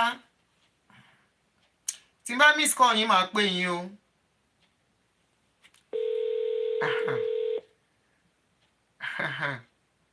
Nǹkan tó wà lẹ́yìn ẹ̀fà gègé o. Hello. Àǹtí ọ̀dùn ni ẹ kalẹ̀ o. Ẹ kalẹ̀. Ẹ̀jọ̀ ṣé láì lẹ́wà bí? Mo wà live. Oh sorry, ní ṣe máa pè é for the first time ní àti Chicago mo ti pè so. Àti bo ṣé Canada ni? Àti Chicago. À ń wára Canada tó lè pè ó yà ń gbọ́ yín. À ń wára Canada tó lè pè bóyá wọ́n lè mọ ẹni yìí. Àti ẹ̀ṣẹ̀ nígbà tí about last year kan ní máa tó máa ń kéwì yẹn. Ìgbẹ̀mú kan máa kan tó máa ń kéwì. Kò ti sọ pa ọ̀rọ̀ àwọn pípì yẹn. Ibẹ̀ ni máa ti dé ibẹ̀ ni bí sọ pé there's something going on because. Ṣé àwọn kọ́pù tá à ń sọ̀rọ̀ wọn yìí? Ẹni. Ṣé àwọn kọ́pù tá à ń sọ̀rọ̀ wọ yìí náà sọ̀rọ̀ wọn? Yeah, máa kan kéwì bí wọ́n tó kọ́ máa ó kéwì báyìí. That was when last year. Eléwì ní màá yẹn mi ìmọ̀ tó rúkọ ẹ̀ mọ́ pẹ̀lú ti mention orúkọ máa yẹn ló ti kára tó sọ máa yẹn gan tó pariwo síta and the wife was not forthcoming. Ibẹ̀ ló ti mọ̀ pé there was something going on tí o ti jáde tí o sọ anything yẹn so gbogbo nǹkan tó ṣe olómọ̀ pa ẹ̀kọ́ tó ṣe ọkọ̀ máa yẹn àtẹ̀bí ṣe rí ó lè má jẹ́ spiritual ó kàn lè tí máa yẹn ṣubú tí máa yẹn gbárí mọ̀ nǹkan kan. Bóyá ó gbárí mọ̀ nǹkan kan tí ò wá fẹ́ kọ́ mọ̀. Tọ́rọ̀ ṣẹ̀ lọ sọ hospital. Because kí ni ẹ tension ti wà láàrin wọn wọ́n ti ní that's very very. Wọ́n ní kán tó kúrò Naija ọ̀nà tí ń fa wàhálà ti pẹ́ kán tó kúrò Naija. Wọ́n ti dé wọn Canada níbi kó tẹ̀lé rí nìyẹn. Because ìgbà tí wàá kí ìgbà láti tẹ̀ tó pariwo síta the woman didn't say anything. Wọ́n tún àwọn ọkọ̀ sí Canada gba ẹ̀. Ẹ bá wo kíní máa yí dáadáa ṣé ti rí. Bẹ́ẹ̀ni tí mo pé kankan something is going on but ìgbà rí lórí oríyọmílẹ̀ ni we were surprised. Was surprised that woman is behind everything. Who are very unfortunate. And this is a lesson for about ọkùnrin àti obìnrin tó bá wí. Mo ṣe ọkùnrin nìkan àti obìnrin náà. Because tó bá ti ń dé level tó yẹ pé ìrọ̀lọ́rẹ̀ ìyàwó yóò jẹ́ kí ìrọ̀lọ́rẹ̀ pé kí ìrọ̀lọ́rẹ̀ tàbí something going on. Okay, wọ́n ní Kúnlé Ológun Dúdú ló ṣe wì yẹn. Kúnlé Ológun Dúdú. That's ó wà lórí kí n lọ wọlé. Ó mẹ́sàn orúkọ. Ẹ jọ̀ọ́ ẹ wojú ẹ̀ dáadáa ni tó bá mọ̀ ọ́. Káwọn parents ẹ̀, you know. Wọ́n ti ní problem láti Naija. Àwọn náà ti ń jà láti wọ́n náà máa ń jà gan ní church gan dá city. Church náà ti wed. Wọ́n ti ní dédìí ẹ̀ tó fún ọmọ yẹn problem. Bọ́pọ̀ yẹn kò ṣe ọmọ tó lágbájá ni bó ṣe describe ẹ̀. Kò ṣe ọmọ tó lágbájá. So we are very unfortunate. The lesson for everybody. Nursing home ló dẹ̀ tún wà. Everybody, Bashima take care wa, Bashima lè ní àwọn èèyàn tó máa fọkàn tán wa, tó bá marry, we'll see how it goes, you know. So lesson for everybody. Lesson. Àwọn máa tún àti wọn máa gbàgbé pé kọ́lọ̀ ọkọ̀ jésù máa yẹ dé balabọ̀ sípò like 70%. Because kí n tún wà yẹn wà very. Tó bá tiẹ̀ ilé wà ní 50%, you know, tó lè recognize àwọn èèyàn ó tún máa better. Because ó kàn wò ní, it doesn't look like it's somebody that is aware of where he is. Oh yeah. Yeah, it doesn't look like. Ó lè ti ṣubú nílé nítorí ìgbà kankan. Ó lè bá yẹ pé ó wà tẹ̀sí méjì. Ó lè máa jù kó gbà ọmọ lórí. Ibi tó wà sensitive brain, ó lè collapse. Yeah, I collapse. Yeah. Ọmọ lárímọ̀ kankan. Ìjọ́ wo ni, was it not 2 weeks ago, a lady, òun àtọkọ ẹ̀, nǹkan tọ́kọ ṣe ò dá lóòótọ́ náà bọ̀ kò yẹ kó ṣe nǹkan tó ṣe yẹn. Ọkọ lọ lù mọ́bi tó ti ń tọ́jú ọmọ. Ó dẹ̀ fi ọkọ yẹn sílẹ̀, bọ́kọ ṣe lọ dùbúlẹ̀, ó dẹ̀ lọ mú ọ̀bẹ. Ọwọ́ yẹn ó ti pa. Ó dẹ̀ gún ọkùnrin yẹn pa. Ó gún ọmọkùnrin yẹn pa. They just got married 3 years ago. Young couple. Yeah. Ọjọ́ ọ̀rẹ́ mi kan send voice me, ó send video mo sí lórí WhatsApp. Yorùbá ní Nàìjíríà ni ó pa ìyàwó ẹ̀ tán. Àwọn ọlọ́pàá dẹ̀ fi ilé, àwọn ọlọ́pàá fẹ́ shoot ẹ̀gbá kan fẹ́ pa mọ́, oníkan má pa òun. Ṣé kìí ṣe tó gbá màmọ́ yàwó ẹ̀ lórí? Yeah, ìyẹn náà ni. Wọ́n send video yẹn náà sí mi. Ìyẹn lè. Ó ti irú eléyìí irú kan sì. Ṣé rí téèyàn bá ti jó ní wàhálà, tó bá ti rí pé partner tó ní oní wàhálà ni, plan your exit. Kò sí nǹkan téèyàn ṣe pẹ̀lú wọn. Tí ò bá parẹ́, á pa ẹ́. I'm telling you. Obìnrin àbọ́kùnrin tẹ máa jà tẹ̀ nílé yanjú ẹ̀ within few kíní kẹ gbàgbé ẹ̀ síbẹ̀. Tí kò bá parẹ́, ó máa pa ẹgbẹ̀yìn ni. The same thing pẹ̀lú ọkùnrin náà. Okay, ẹ wo situation tó ṣe ẹjọ́ mẹ́ta ìbọ̀bọ̀ kan tí ìyàwó ẹ̀ wọ́n láti ìbọ̀bọ̀ yẹn yóò dà pé ó wà ìtìbílítì ní Nàìjíríà, ìyàwó ẹ̀ lọ sí Florida, ó ti locate. Oh yeah, yes, that case too. Bọ̀bọ̀ yẹn náà, àtìyàwó àtàwọn ọmọ àtòun láìfún wọn kàn parí sí Amẹ́ríkà ni. Exactly. So what the? How many of you rántí kéèsì yẹn? In fact, this was last year. Sometimes this time last year, lọ́rọ̀ kéèsì tẹ́ ẹ̀ sọ yìí. Yeah. Around October somewhere ní last year lọ́rọ̀ kéèsì yìí. Ní Amẹ́ríkà yìí náà ni, Nàìjíríà, Yorùbá. Yorùbá l'Amẹ́ríkà ń bí. Exactly. Kí ló dé? Nǹkan tẹ̀ ṣe fúnra yín láì Nàìjà ẹ wá dé bí ẹ máa ṣe fúnra yín. A lè bá ti kí àwọn ọmọ ẹ̀ kí ló tún lè dìgì. Ọmọ tí wọ́n mẹ́rin fún ẹ obìnrin mẹ́ta ọkùnrin kan. Wọ́n á dẹ̀ sílẹ̀, ìsìn yìí àwọn mẹ́tò are messed up. Àwọn ọmọ yẹn messed up for life. Messed up for life. Bàbá wà ní prison. Ìyẹn tí kí ni sentence Florida fún tó bá pààyàn? Florida lọ́rẹ́ ń ṣẹlẹ̀ náà. Okay, wọ́n kà Ọlọ́run bá ṣe pé kò ń ṣe Texas. That would be his end too. Life ni. Àti life àti kíní kò sí life mọ́ náà. Tí o bá ti mọ tí o gbé o ní láti máa kí ló tó fẹ́ pààyàn fún. O mọ abẹ́yì kọ́ fẹ́ pààyàn fún. Thank you. Because owó kí ni ẹ is getting more common on this thing. Bẹ́ẹ̀ni, it's getting called too rampant among our people. It's crazy. You know that? All right, my brother. Thank you. Yeah, ẹ ṣe gan ni mo máa wo program yìí but ebi ó náà ní silent watcher mi máa wo everything, you know. You've broken the protocol this evening. You are no more a silent watcher. Thank you. Thank you so much. Thank you for your contribution. I'm telling you. Ọlọ́run máa fún ní wisdom láti máa fi gbogbo wọ́n dẹ̀ ṣe ṣe ń tàṣírí àwọn èèyàn ó dẹ̀ lábẹ́tì àwọn èèyàn. Thank you. They are watching you all over. Thank you. Bá ti gbọ́ kí àwọn ọ̀rẹ́ mi kàn wọ́n tẹ́ pé wọ́n máa ṣe kí ni máa ń ṣẹlẹ̀ sí wọn káwọn náà wò. Tó máa bá máa díágì wọ́n náà ti rí nsìn and they are being similar wọ́n ti wò pé báyìí ṣe mọ́rí kan bẹ́ẹ̀ so Ọlọ́run fún mi ṣe. Thank you, my brother. Ẹ ṣé. Ó dàrọ̀. Have a good night. If I miss the call, I'll call you back. Don't worry. Ẹ jọ̀ọ́, ẹni tó bá mọ Bọ́láńlé Gbémisọ́lá tó wà ní Canada, tọ́lọ́pọ̀ ẹ̀ wà lọ́spítù. Ẹ jọ̀ọ́, kó reach out sí Oríyọmí Hamzat or kó bèmí sọ̀rọ̀ gẹ́gẹ́ bí obìnrin. Wá láti yeah my brother I kálẹ̀ o. I call back. Okay. Ẹ̀yin lẹ pè lẹ́kọ̀ọ́. Canada no wà. Tí wọ́n bá sí ní Canada ńkọ́ bá la ṣe fẹ́ mọ̀ sí. Bí báwo? Okay, àwa sọ pé Canada ni wọ́n wà. Canada ló wà. Okay, àwọn èèyàn wo program Oríyọmí láti Canada now. Àwọn èèyàn dẹ̀ àwọn ará Canada dẹ̀ ń wo program yìí náà. All this why. Ó lè má ti circulate tó débi pé wọ́n máa rí. Ẹ má sọ bẹ́ẹ̀. Ẹ jẹ́ ká sọ wò pé bóyá kò tí circulate dọ́dọ̀ ẹ̀. Or bóyá kò tí gbọ́rọ̀ tùnú because ṣé mo pa àìtí gbọ́rọ̀ Oríyọmí tán. Oríyọmí ń bínú gan. Okay. Èmi dẹ̀ fi wí pé ọ̀rọ̀ tútù ló ń yobì lápò níbi tọ́rọ̀ dé yìí. Báwọn parents bọ̀bọ́ yẹn bá tiẹ̀ máa gba kádàrá pé bọ́rọ̀ ṣe wà. Tán bá rí pé okay o there is a way tó lè lọ síbẹ̀ kó gbé fóònù bó tiẹ̀ yẹ dúdú ẹ̀ náà ni wọ́n á máa gbọ́.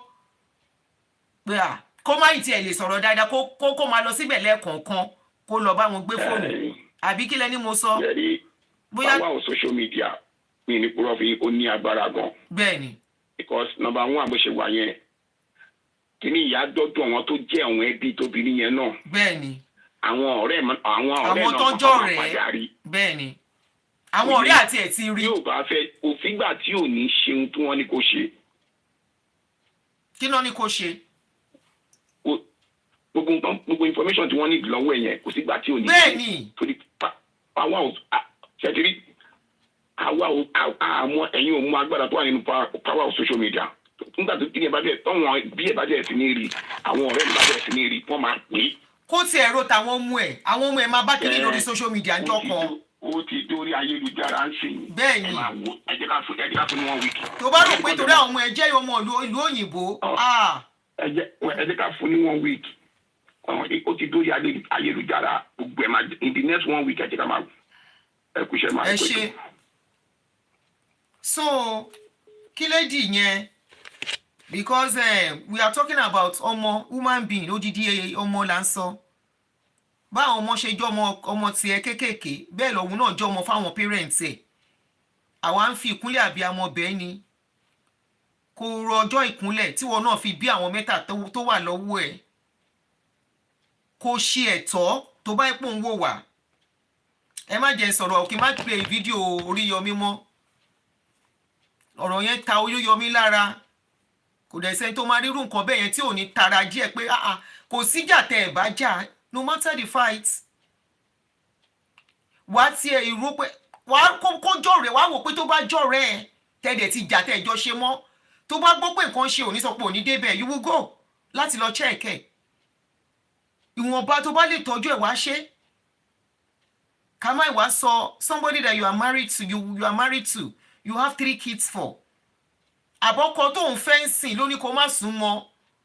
Tó bá jẹ́ bẹ́ẹ̀ jẹ́ kí n sọ ọkàn fún ẹ tó bá rí fídíò yìí àbáwọn tó bá mú ẹ èmi ń sọ̀rọ̀ gẹ́gẹ́ bí ẹ̀gbọ́n.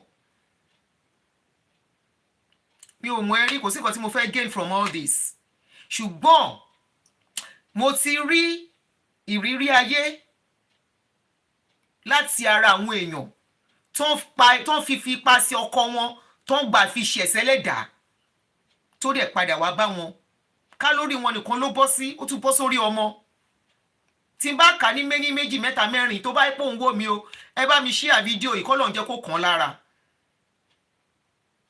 Tí n bá kà ní méní méjì mẹ́ta mẹ́rin màá máa ka bí 6 sí 7 sí 8 tí ìgbẹ̀yìn ẹ̀ ò dá rárá.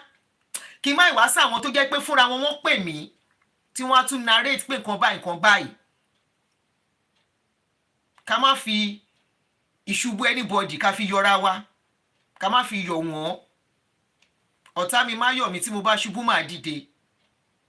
Gbémisọ́lá Bọ́láńlé ẹjọ́ kí tí lórúkọ sọ́ọ̀nì mú wọn yẹn ìrántí padà mọ́ sí.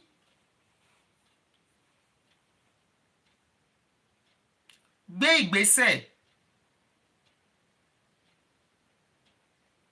tó ṣe máa lọ sí ọ̀dọ̀ ọmọkùnrin yẹn kó yọ tẹnu ayé kúrò. Kì í ṣe tẹnu ayé nìkan kúrò àti àtúbọ̀tán náà.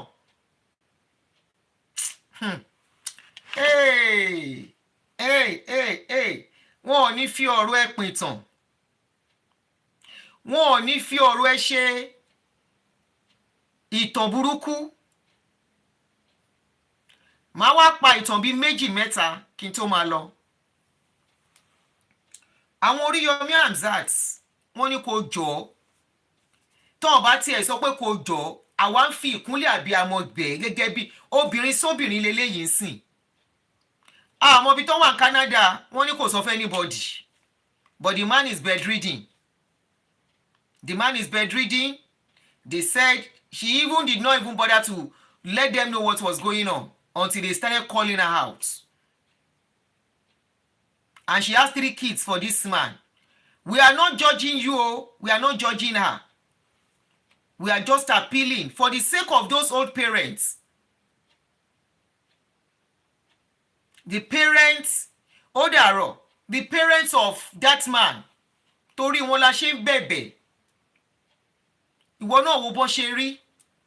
Kò sẹ́ni tó máa wà, kò gbúrò ọmọ, kò sí bọ́mọ ṣe dàgbà tó lọ́wọ́ òbí ọmọ ni.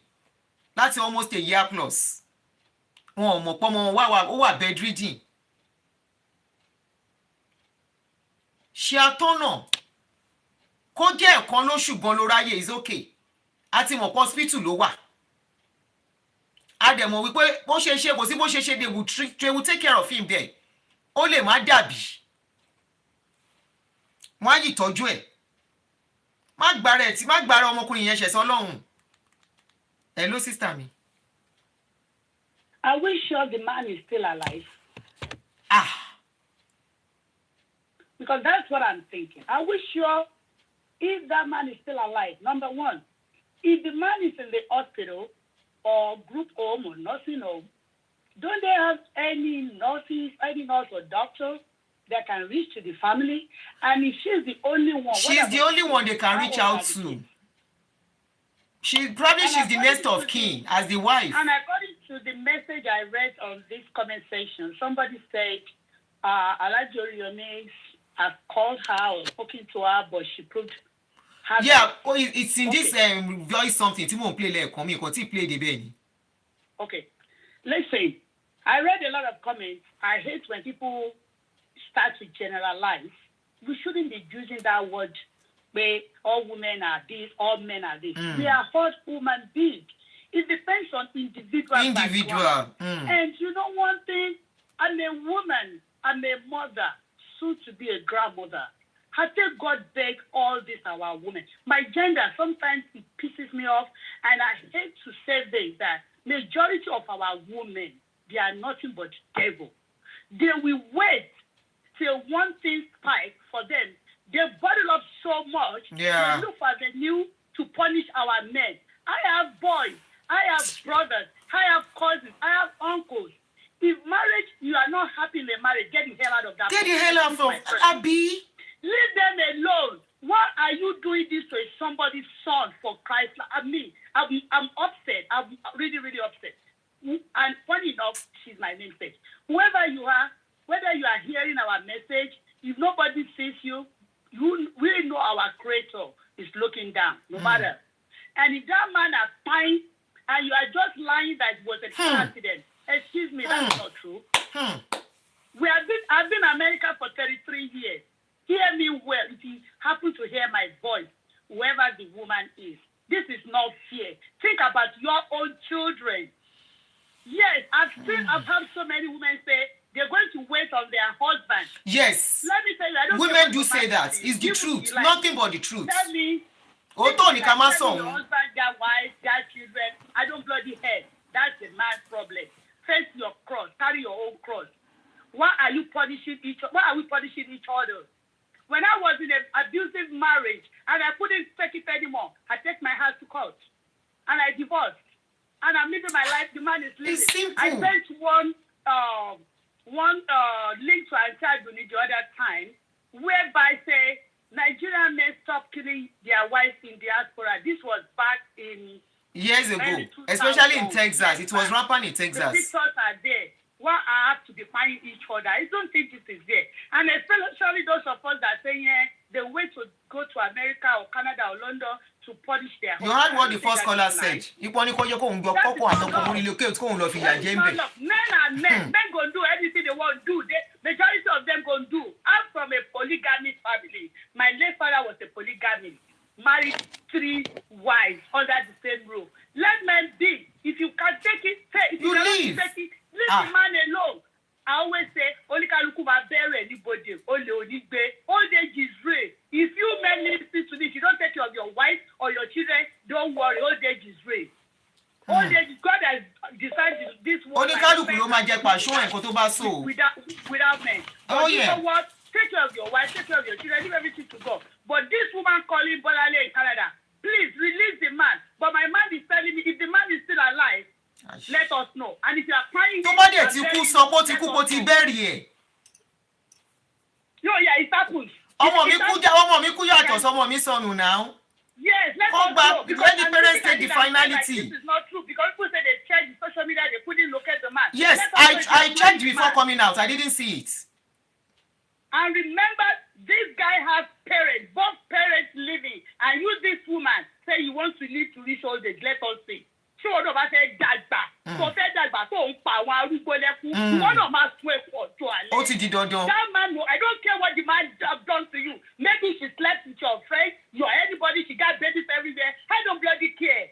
It's not good to be treating our men like this. Especially ẹni tó wà nínú situation bẹ́ẹ̀ yẹn. Everybody hear my voice. It's not fair. If a man is not happy with your husband, why are you deceiving yourself to stay in the fucking marriage? I'm pissed off. This is not fair. And men too. And you know, ẹ bára yín sọ̀rọ̀, ẹ bára yín wí. Ẹ tọ́jú àwọn ìyàwó ilé yín. Tẹ́ ẹ bá wà content, ẹ bá ti mọ̀ pé you are not ready, don't marry them. Leave them alone. A woman you can do something to a woman 1980. She will wait to 30 to punish you. That's one thing you don't Not all women, no. Àwọn tó burú yẹn, àwọn tó kì í work out. When you are punishing her, you are beating her, you are doing all sorts, she doesn't want to go. Know that ó ti kó kóró sínú fún ẹ. Ẹ gbà bẹ́ẹ̀. Obìnrin tó bá sọ fún yín pé tẹ́tí fẹ́ tó bá gbé bàjẹ́ tó lóun ò ṣe mọ́, they are the best. Àwọn tó ń lọ́kàn gidi ni tó ń lọ́kàn tó dáa nìyẹn pé ní ò lè stand nǹkan tó ń ṣe kó ní kálukú máa lọ. Ṣé láwọn tó máa ń takú tì yín yẹn? I'm really sad. I see someone that said that she can't even listen to this group, this message tonight. I said that she wants to sign out, that she started crying. She wants to cry. Everybody crying. That is not fair. I saw that picture. I started shaking. And that man is not old o. Kò ń ṣarúgbó sickness ló yẹ kó rí bẹ́ẹ̀ yẹn o. Ṣé wọ́n ẹjẹ́ ìlú òyìnbó lọ fún yín lágbára ni? I always say ìlú òyìnbó gan Miss Road pàápàá ló pọ̀ jù. Miss Road àbí Miss Road? Miss Road àbí Miss Road? Ẹlòmíì pálí tó mú Amẹ́ríkà ló ti bá rẹ̀. Wọ́n wá dìdàkudà. Àwọn adékòdèrè obìnrin. Are you help me? Damn. You are the first suspect if anything happens as a woman. I've been telling people marriage is not compulsory, it's not by force, it's not do or die. This is 2024. You're going to enter 2025. How about why are you punishing each other? Men doing this, women doing this. I am at the fair loss of you. What's going on? Anyway, I've said enough. Thank you for all you do as a motherly role, sister role. We appreciate all what you've been doing to us. For every one of us, you've been doing a great job. Can't even thank you enough. Because I always feel your pain. I always feel your pain. And all you women that you are still there, I've had so many people like, oh, I'm just waiting for him to finish raising my children. Bẹ́ẹ̀ni, wọ́n dẹ̀ sọ ìmí àdébò òun dúró pé ìyà tó òun máa fi jẹ́ lọ́jọ́ alẹ́ mọ́ that I will show him. I'll be like, huh?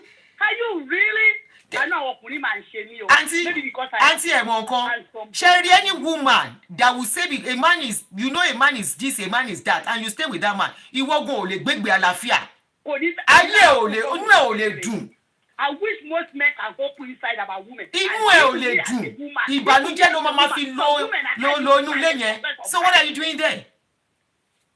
What are you doing there? You are not happy and you are staying. Let me leave. Òun dúró kó dàgbà tó bá lóhùn ló máa síkì tó yẹ wò ló síkì nǹkan. Whatever they call your name, Bolale. Let us know where this boy is. I say God beg you. And if you're already crying, you're already burying. Let us see the death certificate. Good night, everybody. Thank you, all the lovers of Auntie Aduni. Twale, I respect you. I love you all for your time, for everything, for the care. God bless all of us. Thank you, sis. Àwọn ọmọ wo ní sílé wọ̀ wà mí o. Bye. Oh, sorry. If I miss your call, I'll call back. Oh, I'm calling you back. Ó ń já mọ́ra wọn ni o. Hello. Hello. Yes, ma. Ṣé ń gbọ́ mi mà? Yeah, sure. Ọ̀rọ̀ tí woman yìí sọ tán nísìnyí ó dẹ̀ tún dẹ́rù bà mí. Pé ṣé máa yẹn ṣì wà láyé? Bẹ́ẹ̀ ni. Nígbà tí àwa tá kì í ṣe mọ̀lẹ́bí máa yẹn tí mò ń feel báyìí, mo imagine nǹkan táwọn mọ̀lẹ́bí ẹ̀ máa go through tó máa pass through. That's a big question. That's a very big question. Another thing, téèyàn kan tó sọ ni wípé how are we sure she's still in Canada? What if she has moved on to another country? Ọjọ́ kan mo wà surprise mo fẹ́ fún I don't know. Oh, when you were in Nigeria. Oh, okay. We are looking for somebody that knows him in Canada. Yes, ma'am. Èèyàn kan lóhun mọ̀ Nigeria. Mo fẹ́ fún yín instance kan. Mo kàn gbé orúkọ mi sí Google. Mo gbórúkọ mi sí Google. Mo wá rí àti gbogbo nǹkan tí mo ṣe ní Nàìjíríà. Kí n tipẹ́tipẹ́ ló gbé jáde fún mi. A simple information about that man ló sí lórí Google. Not clear. Èmi náà ti wà. That's about everything. I've tried to look for him. Anything. Sherry, or relationship, if you are not finding it easy, níbẹ̀ kì í ṣe dandan.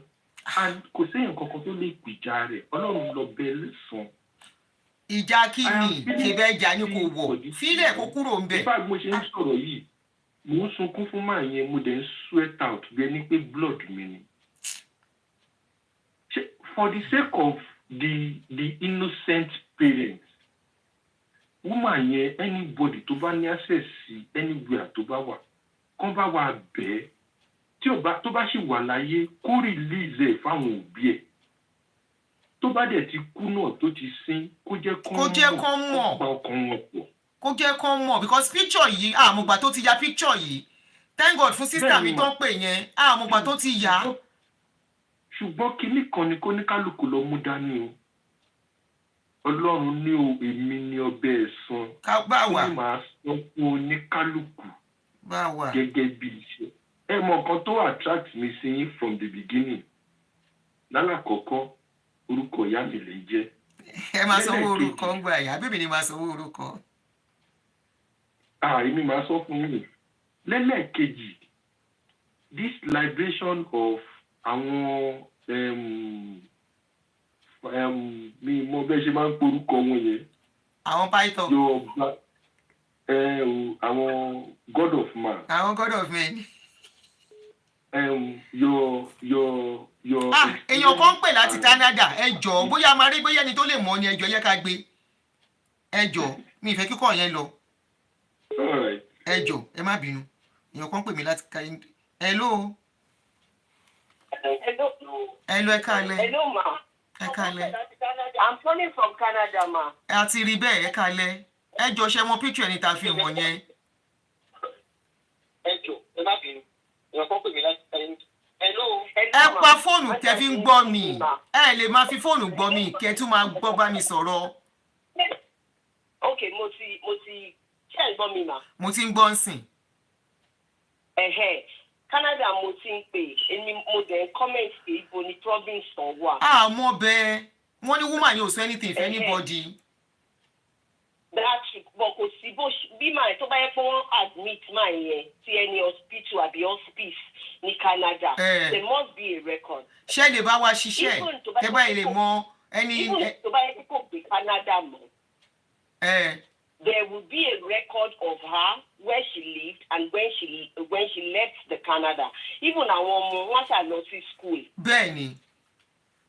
Exactly. So there must be record somewhere about that man. We just need to search. Orúkọ ẹ̀ ṣé kí n pè orúkọ ẹ̀ fún yín again?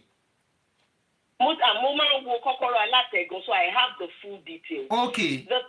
The thing is our family here, if they can connect with the High Commission of Canada in UK. UK? Yes. Okay, àwọn family tó wà ní UK àbí? Wọ́n láwọn àbúrò wọ́n náà wà ní UK bẹ́ẹ̀ ni.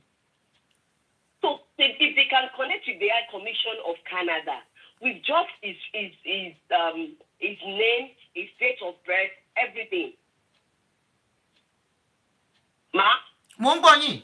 Ẹ máa sọ̀rọ̀ yín. Wọ́n lè máa wò wá bá ṣe ń sọ̀rọ̀ yìí. If they can connect, yes, ma. If they can connect with the High Commission of Canada in UK, his date of birth, his full name, they will trace him to his last address in Canada, to the hospital he was when he was sick, to the hospice of Baylor, even the old folks' homes on Baylor, anywhere on Baylor, they'll be able to trace.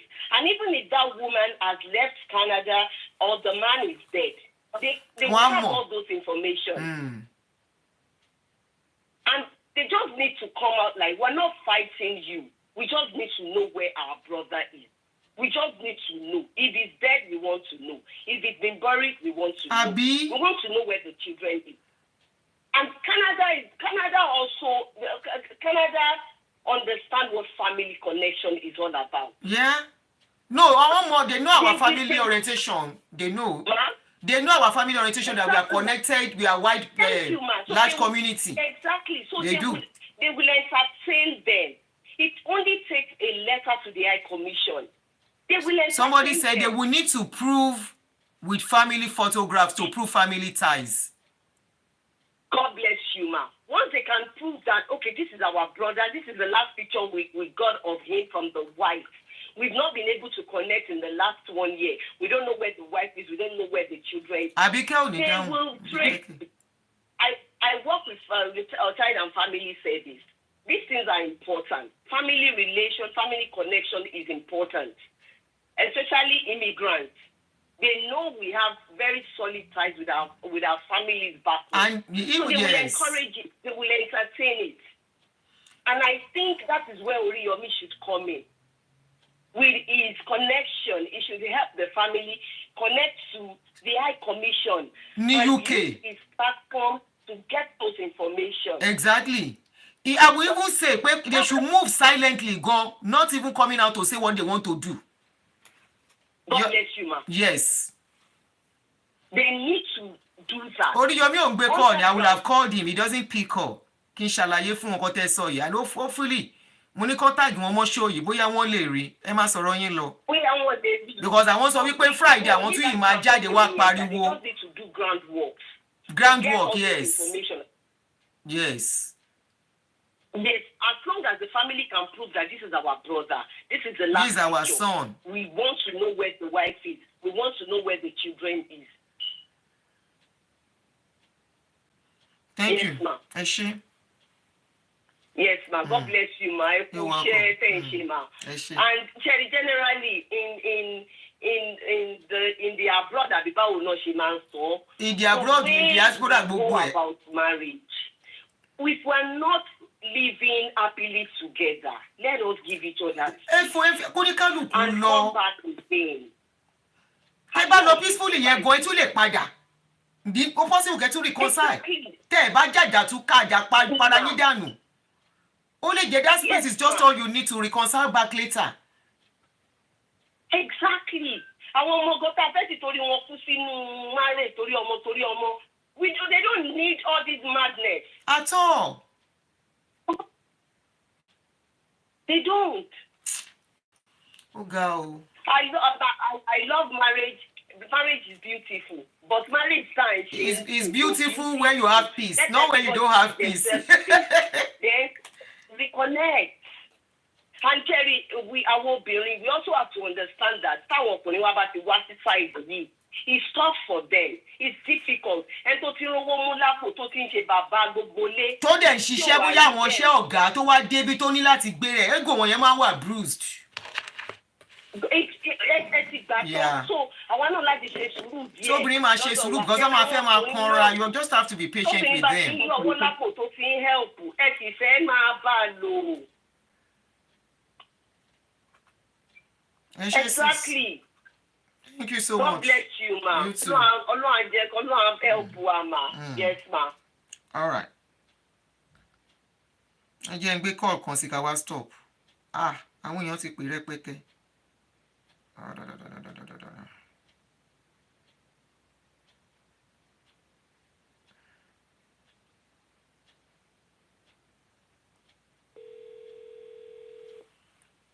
Bọ́láńlé Gbàdàmọ́sí bá wa kàn sí Oríyọmí Hamzat ẹ kálẹ́ ẹ wà lórí ìlà ó yẹ gbẹ́nu sí mike hello àgbọ̀ yín ẹ kálẹ́. ṣe rí ẹjẹ́ tí mo kọ́kọ́ sọ kọ́kọ́ mà ṣe rí nípa ọ̀rọ̀ àwọn tó ń jápa láti Nàìjíríà wá sí bíbá yìí mà. àkọ́kọ́ náà àwọn tí wọ́n máa bí bíbá tó jẹ́ pé ìjà máa bẹ́ ṣẹ́yìn ò jápa tí wọ́n ní gbọ́rọ̀ ara wọn mọ́. àkọ́kọ́ ìjà yẹn ti ń ṣẹlẹ̀ láti Nàìjíríà wọ́n ń dáríjìra wọn Nàìjíríà wọ́n á mójú kúrò ọkùnrin á mójú kúrò obìnrin á mójú kúrò torí pé tá a bá lọ láàárọ̀ Nàìjíríà a tún padà jọ wọlé lálẹ́ no one way or the other ajarúpalùra wa àdáríjìra wa bọ̀ ṣe yí tẹ́rí wọ́n bá ti débì báyìí ṣe mọ̀ pé ọkọ máa lọ láàárọ̀ bóyá ìyàwó lọ lálẹ́ ìgbà tí ìyàwó débi iṣẹ́ ó ti ń pàdé àwọn èèyàn kan bẹ̀ wọ́n ti ń sọ oríṣiríṣi fún ìgbà tọkọ náà débi iṣẹ́ ọkọ náà ti ń pàdé àwọn èèyàn bẹ̀. ṣe rí ẹni tó bá kọ́ níkà mi ò fẹ́ máa ń gbọ́ kínní yẹn ẹni sùúrù sísítà mi ẹni tó bá kọ́ níkà tó bá ṣe ó ti níkà nínú ni. ẹgbẹ́ ni ìta náà ní tẹ́lẹ̀. ẹyẹ sọ wípé àwọn kan sàn kankan séèyàn kankan tí ò bá sí part of you can't do it. o ò ní lè ṣe because it's not you. exactly ma like that woman tó kọ́kọ́ sọ lẹ́ẹ̀kan wípé kóun tó wá síbí gan àwọn wá ń gbọ́lidé ni wọ́n ti ń kọ́ àwọn wípé kóun ṣe báyìí òun dẹ̀ sùn the ground pé òun ò ní ṣe. but kò ń ṣe gbogbo àwọn tó pé ṣé ẹni ní Nàìjíríà ẹgbẹ́ jẹ́ ń dákọ̀ street lẹ́kọ̀ọ́ àwọn street kan wà lẹ́kọ̀ọ́ tó pé tẹ́ bá wo ilé number 1 number 2 number 3 number 4 gbogbo àwọn tí yẹ bàbá tó wà ń bẹ̀ àwọn ìyàwó wọn ti yẹ́ mọ́tò wọn àwọn street kan wà lẹ́kọ̀ọ́ ẹgbẹ́ jẹ́ àdárúkọ tẹ́ bá kà báyìí tẹ́ bá kà ní méjì báyìí bàbá ti lọ àwọn òun ni wọ́n ń lùlù léyìn ṣẹgẹ́ ẹ̀kọ́ tó mọ̀ tó mà ṣe ní nípa ìṣọ́rọ̀sì táwọn èèyàn sọ látàárọ̀ mà òótọ́ ni ó ń ṣẹlẹ̀ ń bí ó dẹ̀ ń ṣẹlẹ̀ ní Nàìjíríà náà a ti gbọ́ obìnrin tó yẹ pé òun àtọkọ ìjọ travel lọ Nàìjà ló yanjú nǹkan ẹ̀ sí orí ìṣọ́rọ̀sì bíbà gbàṣírí pàtàkì náà ni. bẹ́ẹ̀ ni mà ṣé ní kí ní antifreeze tí ẹ̀ ń sọ lẹ́ẹ̀kan tẹ́ ẹ ní pé antifreeze báwo antifreeze wọ́n fi ń táyà àwọn èèyàn náà ni. bẹ́ẹ̀ ni mà wọ́n á máa fún díẹ̀. ní mò ń pẹ́. tó jẹ́ pé àwọn ọgbà tó bá jẹ́ bíbà mo ti rí bí 2 mẹ́ta ń bíbà tó jẹ́ pé wọ́n padà múyàwó yẹn ni. ibi wọ́n máa rí wọn mú gbẹ̀yìn bí wọ́n mọ̀ pé nǹkan tó ti ọkọ ẹ̀yìn yẹn ṣẹgẹ́ ọ̀rọ̀ tí mo sọ mà. so bọ́ ṣẹ́rí irú wúmà tó sọ̀rọ̀ yẹn tí èèyàn bá ti ní ẹ̀mí Ọlọ́run mo wá kíní kan máa ń bà mí lẹ́rù tó láwọn ọmọ tèmi ti ń bà okay somebody said encourage Victor sorry because the case. màmá kíní ló máa ń bà mí lẹ́rù mà ni pé àwa tá a pera wa ní 50s above fáwọn ọmọ wa ti ń dàgbà láti tó lọ́kọ láti tó láya báwo la ṣe tẹ́kì àwọn ọkọ wa ṣé tí wọ́n bá tẹ́kì ọmọ wa obìnrin àbí ọmọ wa ọkùnrin bẹ́ẹ̀ ṣé ni wọ́n máa dùn. God bless you. Thank you so much. ìbéèrè yẹn máa ń bà mí lẹ́rù láti béèrè pé because you have conscience. wọ́n ti tó níyàwó. ẹni tó bá ní conscience ló máa ń ronú bẹ́ẹ̀ yẹn. ṣé bí mo ṣe tọ́jú ọkọ mi ṣé tó bá tí àwọn ìyàwó àwọn ọmọ mi. tó bá ṣe bẹ́ẹ̀ sọmọ mi lójú mi how will I feel. ṣé bí ọkọ mi ṣe tọ́jú mi ṣé tí wọ́n bá tọ́jú ọmọ mi obìnrin bẹ́ẹ̀ ṣé inú mi á dùn sí i. God bless you. Sorry, Victor, it's because of the situation on ground. Yes, you are speaking fast, please. tó bá jẹ́ pé ọ̀rọ̀ wípé mo ti rí èèyàn tó yẹ pé bàbá àtìyẹ́ ẹ̀ ti kọra wọn tipẹ́tipẹ́ ìgbà tó máa ṣe márèjì màmá yẹn ní bàbá ò ní wá síbẹ̀ ó sọ fún ìyá ẹ̀ ó ní mọ́mì tí bàbá àwọn ò bá ti ní wá ẹ̀yin náà má wá.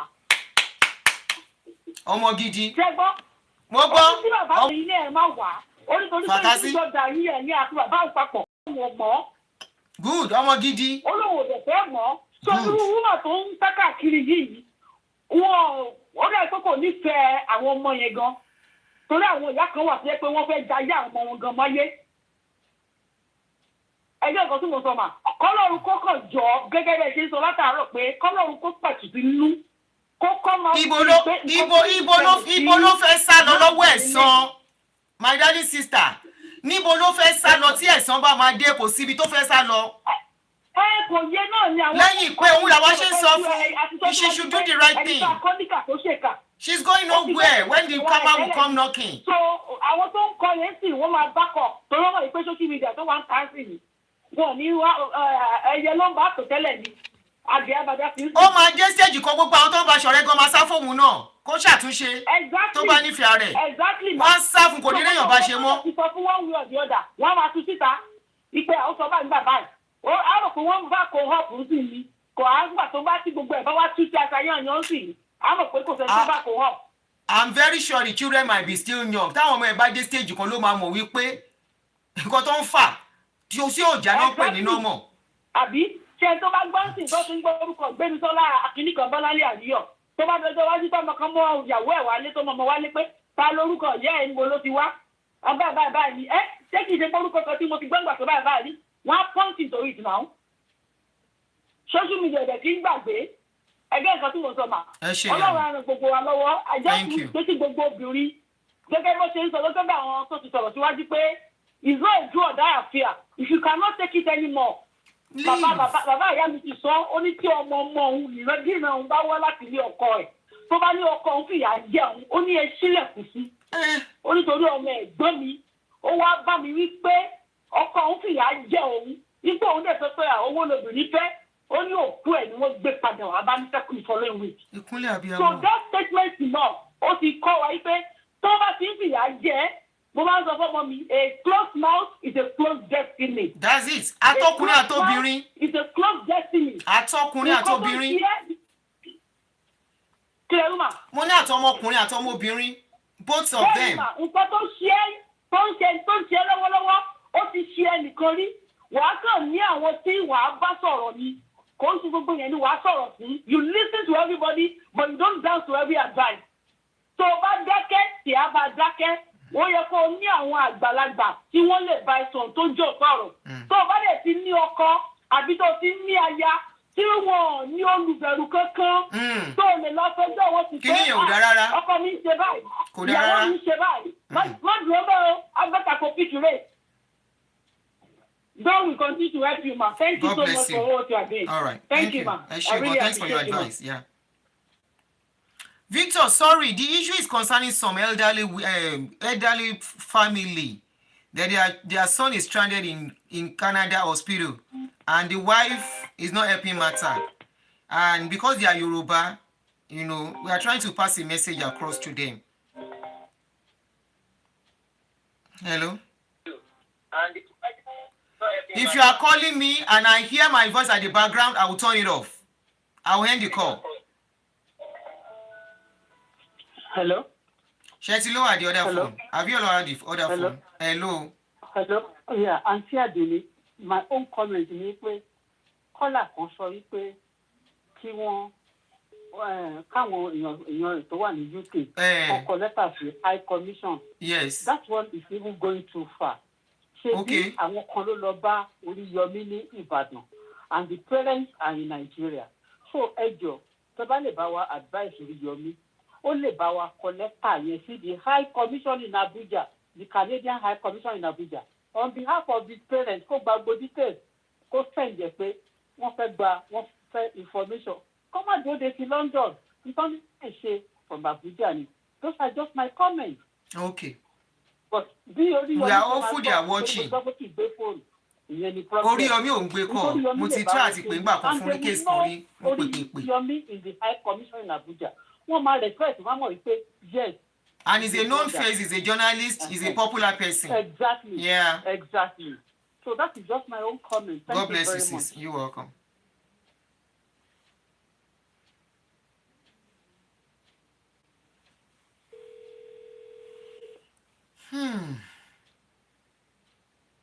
Yes, ma'am. I'm Jabini. Yeah. Yes, ma'am. Mo call back ni. Sherry, àwọn nìkan ní conscience. Bẹ́ẹ̀ làwọn kan wà wọ́n ní conscience. Ìgbà mo ń wo àwọn tó ń sọ pé don't judge the woman, don't judge the woman. Ṣé wọ́n yìí kọjọ́ don't judge ni? Obìnrin bẹ́ẹ̀ ni kọ́lọ́run ṣe fún ọmọ tiwọn. Wọ́n bẹ Ọlọ́run obìnrin bẹ́ẹ̀ ni kọ́lọ́run kó ṣe fún ọmọ tiwọn. Ìlẹ́sọ̀ bẹ́ẹ̀ lọ, ẹ pé jù.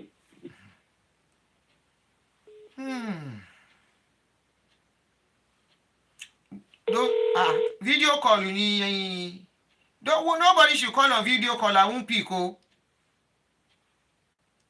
No video call. You are doing video call. Ẹ má jẹ́ rí nǹkan tí ò yẹ kí n rí o, don't do video call o.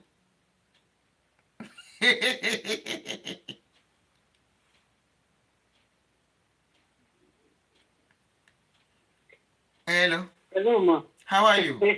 Hello, ma. Fine. This is what I want to say. It's very unfortunate. Very, very. That has happened. You know, a lot of, I was reading some people's comments there. You will not understand if you don't have brothers. You will never understand it. If you I don't think it's about that. It's all about that are male. You have uncles. Sis, you know what? It's not about whether they have brothers or not. It is just because of who some people are. Some people are vindictive in nature. Take that. And once people are vindictive, you see, they'll be like, very vindictive. What they go through, they have to pay somebody back. That same method. And sometimes you are trying to do that, you might destroy yourself. You've been waiting all of your life to have the opportunity to punish the hell out of that person. This is my own take about this thing that has happened. Yes, Oriomi should contact the Canadian Embassy in Nigeria on behalf of the parents to find out what has really happened, because thank God it's in Canada. No matter what, there will be information. There will be a paper trail. And we would know whether the man is still alive or he's dead. Then secondly, the problem we are having is this generation needs serious reorientation. But you know, this is not about this generation alone. Even generation in their 40s, their 50s, this is going on among our people, and it's rampant. Yeah, it's rampant. It's becoming too much. You bring your wife abroad or you bring your husband abroad, suddenly the person starts to execute all the ulterior motives that they came in with. Now it's becoming so scary, you don't know who to trust. Yeah. The person that you claim that you love, that you married with all of your heart, you don't know that whether that person is with you or is against you. And you are sleeping with the person and eating with the person, you are waking up with the person. How is it that somebody, you are married, that you will not be able to eat your wife's food? Or that your husband decides to be nice to cook, that you will not eat his food? This is something that's why I said we need a serious reorientation in that country. I can't even live in that kind of atmosphere. I can't. You will buy me. I can't. It's becoming too much. Like you rightly said, how there was a period in Texas, and Moibo, it was very, very rampant in Texas before the things started coming down. Now, calm down. All these new jackpot people is them. All this new set of jackpot. The jackpot now is not for husband to buy somebody. It's now for them before the husband buy them and then they buy husband now. I think that is what is going on now. That's what they are doing, and it's also happening back home in Nigeria too. Yes. Partly. It's also happening there. So the bottom line of all this problem is from the family. Who are the parents? How did they raise the children? I can tell you one thing for free. If a child is brought up properly from a good home and decides to stray, it's very rare that you will see a child from a good home stray away like that and stray completely. It's hard. The child at some point, but like most parents now, what we are saying is that most parents are not doing their job, their due diligence of raising their children properly in the culture, in the tradition, and in our whatever religion you believe. Because let me not lie to you, and say I don't. You see, this juju is on the rampant everywhere. Now it's on the right. Even small children, when I feel born, they talk some kind of things. They go tell you, say, you don't know this. And my mouth will open because when I was their age, we know they think go babala. What we are even seeing on the social media is making things worse. Go to TikTok. It's one of the reasons why I don't even fancy that TikTok too much. Go to TikTok. Go and see the nonsense they are doing there. I hardly go there. Because TikTok is another world.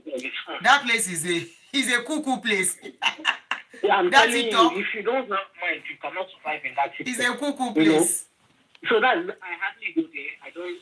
I have an account there, but I will hardly go there. So the problem is she's Igbo too. She's Igbo too. Somebody said stop it. Somebody said call her stop it. She's Igbo. She's Omo Igbo Gidi.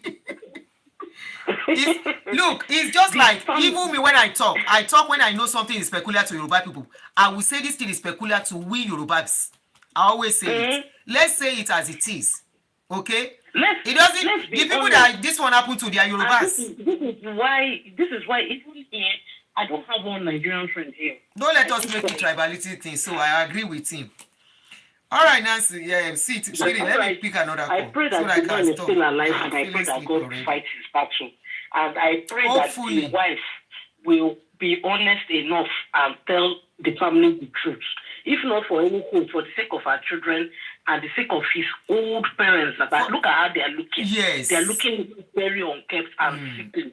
Just at least say the truth. Nobody is going to kill you. Leave their soul for them. They will take care of him and not send back to health. Then you can go on with your life. You can take the children if you want, no problem. But just leave their son. It's very unfair. Very unfair. Very, very unfair. Thank you very much. Yes, ma'am. I hope this lady will not put herself into trouble with all these things going on, because if they should start raising concern, because another thing I know some people do, come on, drop a C. Somebody mentioned that probably she's not even in Canada again, or she has changed location. Anyway, even if she's changed location, as long as she's within Canada, they can still contact her, hopefully. But I can feel it. She now left Canada to relocate to another country. That is where the problem is now. So those are the things. So Oriyomi Amzat has to find out. Is the lady still in Canada? Are they sure she's still in Canada, or she has left Canada and abandoned the man there? Then the assurance, Toba Wambe, if she can let them talk to him, video call, even till Obati Eli Soro, Kunwori. And I hope she will oblige if she's still in Canada. Not for any other thing, for humanity's sake. Bolanle Gbadamosi. For humanity's sake. Gbogbo ẹ̀yin tẹ́ bá mọ̀ Bolanle Gbadamosi. Tó fẹ́ Amos Ariyo Gbadamosi. They relocated to Canada in 2018. If you know her, share this video with her. Talk to her. Titori wípé by the time the karma will come knocking, by the time tó bá máa jẹ ìyà nǹkan tó ń ṣe yìí, lè gba ọmọ, you don't want to marry the man again, it's all okay. The man is not feeling okay, you don't want to take care of him, it's all okay. You have that right. Nobody can say you should, nobody can force you to. You don't want to, fine. You don't want to have anything to do with him again, that is okay. But let the family have access to him. Jẹ́ kó mọ ibi tó wà. Màá wá sọ ọ̀rọ̀ kan fún ẹ. Let me share a story with you before I go. It's a story. Okay, somebody said even if she relocates, as long as her details are still the same, they can trace her even outside the country. Tó bá trace her outside the country, kò sí nǹkan tó máa ṣe. Kò sí nǹkan tó máa ṣe mọ́. But if she's still within Canada, then it's still okay. Because because if tó bá abandon man yẹn síbẹ̀, if she can give them his details, the hospital tí man yẹn wà, bóyá facility ni, it's still okay. Àwọn á dẹ̀ wá bọ́n ṣe máa get her across láti pè. But the funny thing is, we know how protocol works here. If she's the power of attorney, if she's the one like the next of kin, if she does not give permission, wọn ò ní jẹ́ kán bá sọ̀rọ̀. I'm sure you all know that. Without her. And that is why èmi ṣe ń pẹ̀tù sí Oríyọmí Hamzat nínú. Nílùú òyìnbó, ọkọ ló ní ìyàwó, ìyàwó ló ní ọkọ. Ó ní limits, interference family, despite everything. A máa pẹ̀tù sí lady yìí ni. Not títorí ọkùnrin yẹn o. even Victoria òun tiẹ̀ àtàwọn ọmọ tó lóun kó dání yẹn mi ò fẹ́ sọ̀rọ̀ jù for the sake of those children too àti òun náà because there is nowhere what is going on is a shadow that will be trailing you. So the earlier you sort it out, the better for you. What's going on if you refuse to settle it, to iron it out, to clean it up? It will be a shadow that will trail you forever. We are not judging you. We don't know the details of whatever has happened between the two of you. But kọ́tà wà sọ ni wípé kò yẹ kó dé stage tá bá ń jà bí kakúkọ ambele tẹ̀sí somebody you have children for. That is what we are saying. Try and mend fences. Try and let the family, if he's still alive, like people say, tó bá dẹ̀ ti kú, because last year lọ́rọ̀ tán sọ pé máyìn tán ti ń pariwo síta. Kí ló ń wò láti last year? Tó tètè yọ̀ǹda ọmọ wọn fún wọn. Àbí inú sóun bí ẹ tó jẹ́ wípé sàárè ẹ̀ ní dùnnú ẹ ẹni tó bímọ fún. Ó dẹ̀ rò pé dùnnú nìyẹn, kò ń ṣe ìdùnnú o. Kò ń ṣe ìdùnnú. Ó lè dàbí ìdùnnú sìn. Ó ti súnmọ́, ó ń kanlẹ̀kùn. Tó máa mọ̀ pé kò ń ṣe ìdùnnú. Kò sí ọkọ mi tó bá fẹ́. Shadow yẹn máa tọ̀ ẹ́ lẹ́yìn. Àtúnṣe yìí wà tó bá jókòó ti kú pé àwọn màmá ẹ̀ kò jẹ́ kán mọ̀. Rántí pé ìwọ náà máa dàgbà, ó máa dògbó, ó dẹ̀ gbàdúrà kó fi ọjọ́ ogbó kó fi sánná ní lórí ọmọ. Ó gbàdúrà kó fi ewú orí kó fi máa sunkún ọmọ kiri. Ó ń ṣẹlẹ̀ o. Ó ń ṣẹlẹ̀ dáadáa pé àwọn fámìlì ẹ̀ kò jẹ́ bá ṣe rí. Oríyọmí Hamzat sọ̀rọ̀, wọ́n sọ tán dẹ̀ ṣàlàyé, wọ́n pariwo síta, wọ́n láwọn ò ní dákẹ́. Tán bá ṣe ń gbé fídíò yẹn tá bá rí update àwa náà máa gbé. Ṣàánú ìkúnlẹ̀ àbíamọ, jẹ́ káwọn pípù yìí rí fámì ọmọ wọn. Fídíò yìí dà, jẹ́ kán rí ọmọ wọn.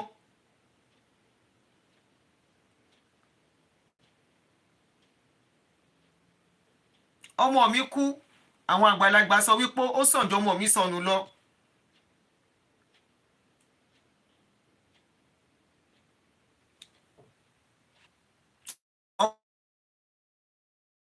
Ọmọ mi kú, ó sàn jọ ọmọ mi sọnù lọ. Now, sí gbogbo ọkùnrin àti obìnrin, our people in diaspora, this is for you. Kí n tó wá sọ àwọn tó wà ní Naija, or let me start from people in Nigeria. Of recent, there is a lady on social media that was talking about women in diaspora. Tí mo ní jáwọ́ lẹ́yìn àwọn tó wà ní diaspora fi wọ́n lẹ̀ àtàwọn àtọkọ wọn. Ẹ má tún kó pressure sáyé wọn. Already they are going through pressure. By the time they start hearing this kind of talk, they will be panicking. They will be fearful about ìyàwó tán nínú ilé àtọkọ tán nínú ilé. It's one of the reasons I say, ẹ jẹ́ a limit ọ̀rọ̀ women in diaspora, ọkọ àti ìyàwó. Instead of relaxing tension, a máa cause tension ni fún couple. A free workshop on how to buy apartments using money from. Ní ratio.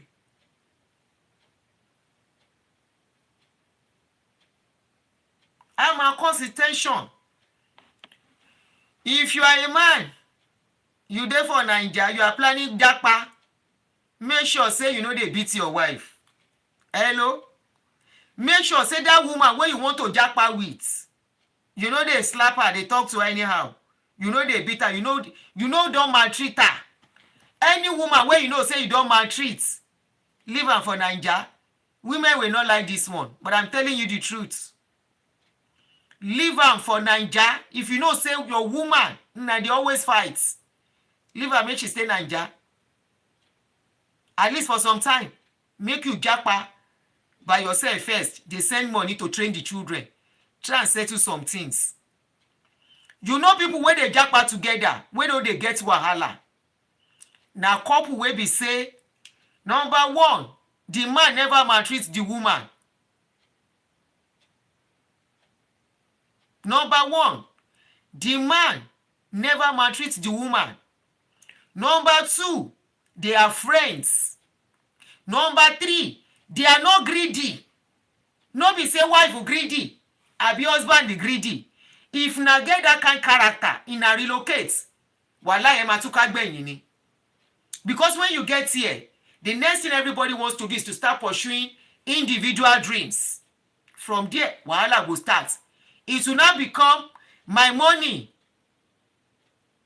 is not your money. Your money is not my money. And it can lead to anything. This story is becoming too rampant. It's a sad news coming from our people. When we leave Nigeria, the shores of Nigeria as a couple, to say we are relocating abroad with our children. And the next thing is that abroad, now they scatter us. And the same way when we come meet, they are even doing better. Go and look at our color community. Both the ones where we meet here. Go and see what is going on. So I'll see how children are becoming. You jackpot to give better life to your children. You go come take your hand, scatter that home. Scatter that home, the thing go begin affect your children. Waiting children don't want to do, then go begin do them. Before you know it, children don't turn to something else. Now that time you go come they run enter skater. They say you do prayer up and down. You go they call Afa. Afa egba mi, eba mi shajo, omo mi, ogun dile ni. It is not ogun dile. Or you call one pastor. Pastor, my son is doing this. My daughter is doing this. Please, I need you to pray. And pastor will tell you it's a spiritual attack. There's nothing like spiritual attack. Now, wait till you don't do. Now, they come out. If you are not going to agree together, what is the essence of traveling to relocating? Already the pressure and stress we are going through in this abroad is enough for partner to come and be adding to it. You know, that is why you see some people, I know a lot of men in this abroad, they prefer to stay alone. They want woman, but they will say no, they don't want wahala. Because they have seen what other side of women in this abroad. So they would rather stay alone. And if they're my brother, I will say stay alone. If that is what will give you peace, than to go and carry one woman that will scatter your life. Or as a woman, you go and carry one man that the peace you are enjoying before, you will not be able to enjoy it again. It's all because of waiting relationship. Is it compulsory? No, it is not. Even if children dey, some children are better in single mother's home or single father's home than to stay in a home where the house is fight all the time. The children will be hearing father and mother, the kind of words that will be speaking coming out of their mouths to each other. You will wonder, and those children will be hearing it. Some of you will beat yourselves in the presence of your children. And you want those children to be normal. You want those children to grow up psychologically fit, mentally fit. No, it's not possible. What you are sowing into their eyes, into their brain, what they are seeing is projecting and conditioning their brain. But most people, you just think of yourselves alone. As long as you are okay. You forget that the children are around. They even, if you love yourself, I don't know, maybe people don't love themselves. If you love yourself, I wonder how people enjoy staying in toxic environments. How do you cope with partners that are not normal? I don't mean mo be se o. Mi o mo be se o. Tẹ́ máa wà pẹ̀lú partner tó ti kúkú. Ìjà lẹ́ni ìjà lọ́la. How do you manage it? Ẹ dákun o. Èmi ò mọ̀ be se manage gbogbo rádaràda yẹn o. Ìjà lẹ́ni ìjà lọ́la ẹ búra yín. Ẹ sọ ṣe kíní kan kò sálàáfíà. Kó ní kálukú wà láyé ẹ̀, àlàáfíà tayọ̀. Àlàáfíà tayọ̀. Ó bẹ́tà dà kéèyàn dúró sí ilé tó ń gbóná. Ìjà. Òun ló dé stage. This is what led to this situation. Nǹkan kan ti ṣẹlẹ̀ tí woman yẹn fi wí pé payback time. Lásìkò tí máa yẹn nídìí èèyàn ó dẹ̀ lọ wọ Àgúnṣe hospital.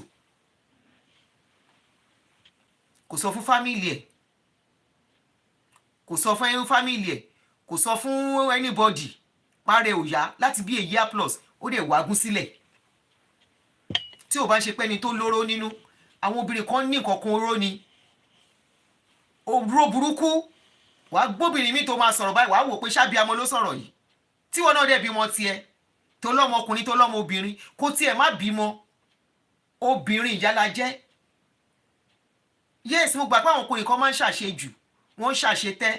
Ẹ má jẹ́ kán sọ yín di ẹni tí ò ní lè think mọ́, tó máa sọ yín di ẹni tó pé bitterness ló máa jáde, tó máa run through mind yín sọ́mọ làkejì yín. Ẹ fi wọ́n sílẹ̀ kán máa bá tí wọ́n lọ than staying. The more you stay in a place that is toxic, the more it will affect you. The more you stay with them, with people, either a man or a woman that is very toxic, tó jẹ́ pé wọn ò mọ̀ pé ìjà ni tí wọn kàn máa sọ̀rọ̀ burúkú jáde lẹ́nu. It will affect you. Kò possible kó má affect ẹ. Stop deceiving yourself. It will affect you. You will not know where you will transfer it, even to your children, either as a man or as a woman. Don't for any reason stay with people that are toxic as long as they are not ready to change. Ìjọ kan ẹ̀kan para yín dànù, ẹ bá dẹ̀ ti para yín dànù, ó tán ni aláya máa ṣayé. Èyí tó bá pààyàn á lọ sẹ́wọ̀n ló bá tán.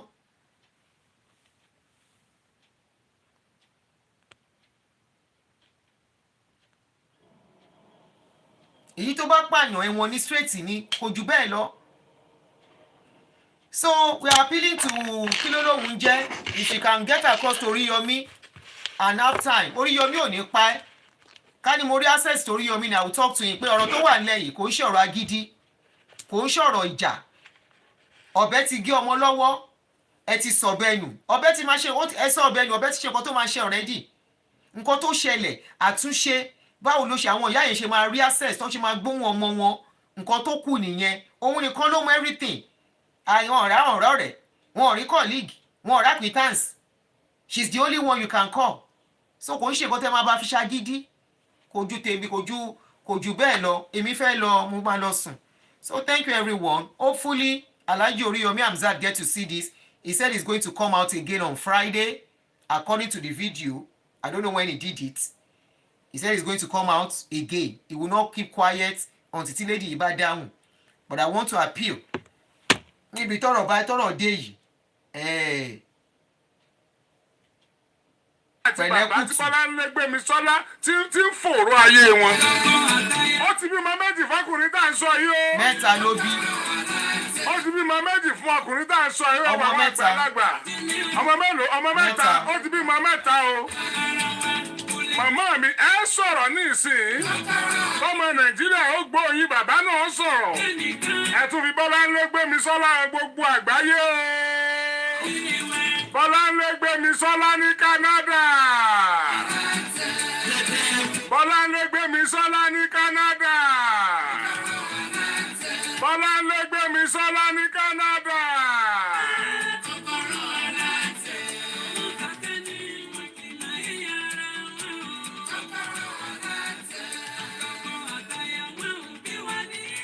Mo pe ọmọ ẹ̀ náà báyìí ò lọ. Dádì wa náà tún pé. Ó tún pé nọ́mbà ẹ̀ ò lọ. Our round up.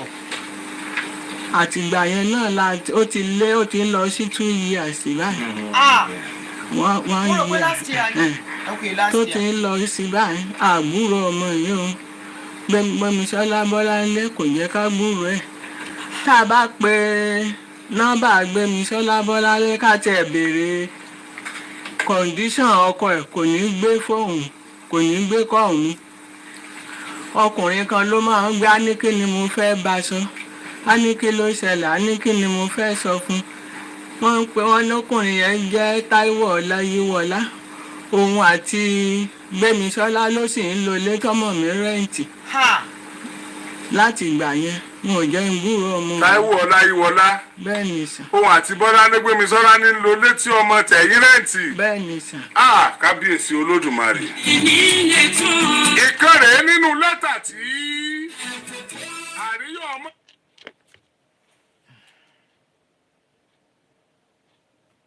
Ọ̀sọ́ tí ṣe ọkọ Táíwò Ọláyíwọlá Táíwò Gbémisọ́lá tá à ń sọ yìí. Bọ́lá ń Gbémi Sọ́lá ọ̀kan náà àwọn lẹ́tà tó kọ ní kí wàhálà ó tó ṣẹlẹ̀. From Àríyọ̀ Ọmọ́tọ̀sọ́ àríyọ̀ọmọ́tọ̀sọ́@yahoo.com ọjọ́ 12 oṣù keje ọdún 2023 ni wọ́n kọ ọlọ́kọ lẹ́tà yìí sí Bọ́láńlé Ọmọ́tọ̀sọ́. Ó ní opening and searching of my Samsung S9 Plus phone in the night and daytime. Last year, and one Dear year. Bolanle, despite all the previous warning to you to desist from taking my phone and divulging my personal information to whoever you do that for. July 10, 2023 midnight was another night when you decided to go back to your habit of ransacking my phone whenever I am asleep, especially in the night. This is more than 3 times you have been doing this, and you continue to do so. I caught you with my Samsung S9 Plus phone in the middle of the night around 1 a.m. on July 10th in the night, and you gave excuses of helping to charge the phone as usual.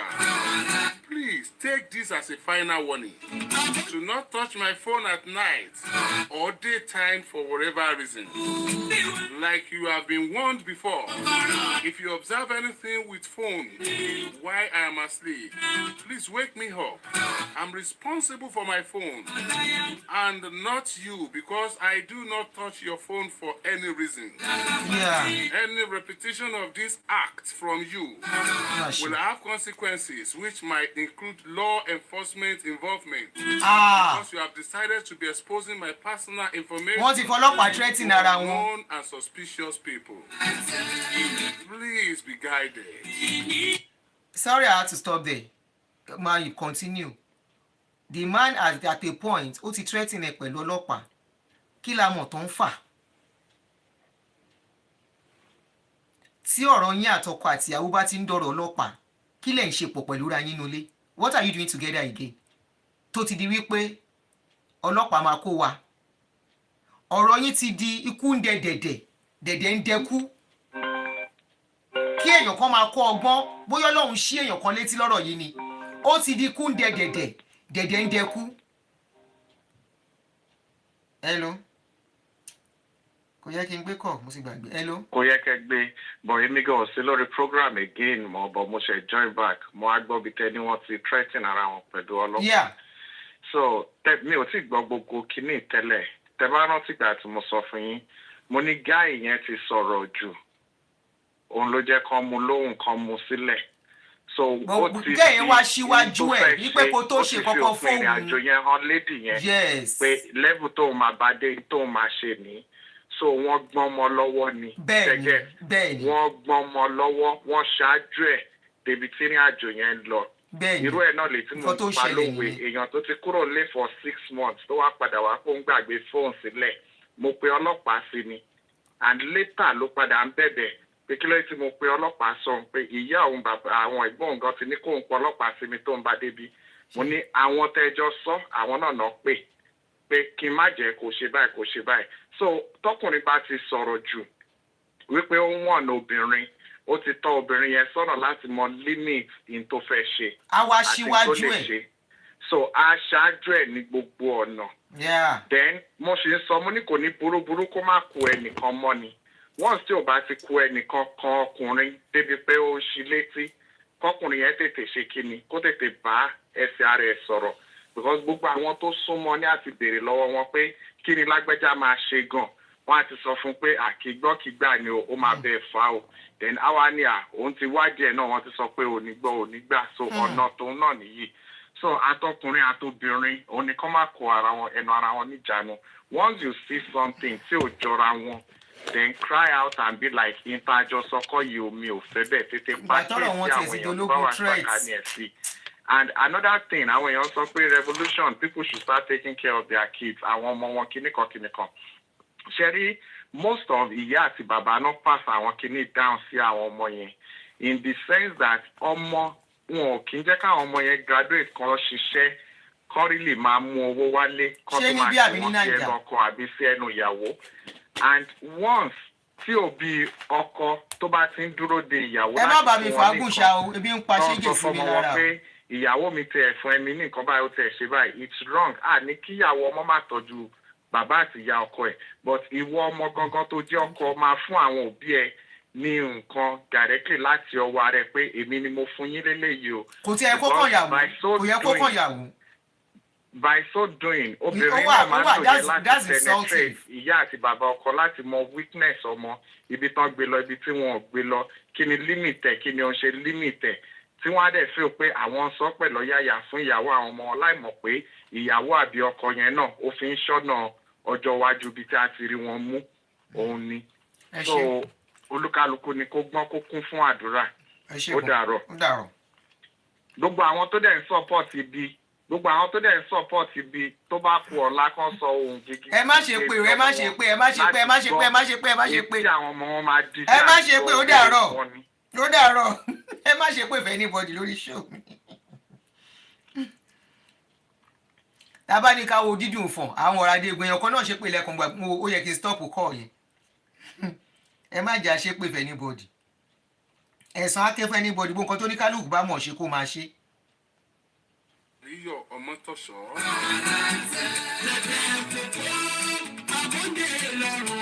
Ọkùnrin tí wọ́n dè mọ́lẹ̀ yìí ló kọ ìwé yìí fún ìyàwó rẹ̀.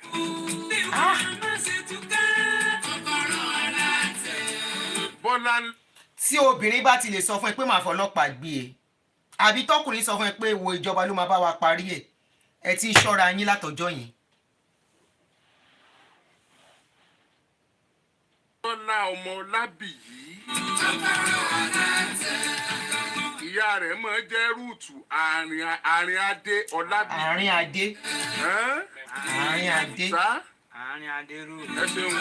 Ìyá Bọ́láńlé tà ń sọ ẹ̀ máa jẹ́ àárín adé Rúùtù Ọlábìyí ọmọ ìlú wo ni? Àwọn parents yẹn ti dàgbà. Ọmọ Òṣogbo ni wọ́n ṣùgbọ́n Ìbàdàn bí ni wọ́n ń gbé.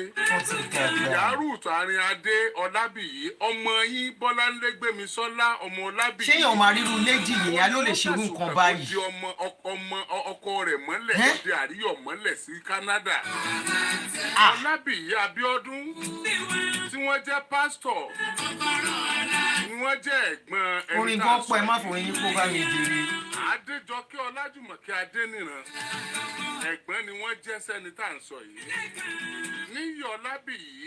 Wọn ò ní fọ́tò ni Oríyọmí Hamzat sáwọn fámìlì wọn ò rí fọ́tò ní kókó fọ́tò wọn síta wọn ò ní fọ́tò ni.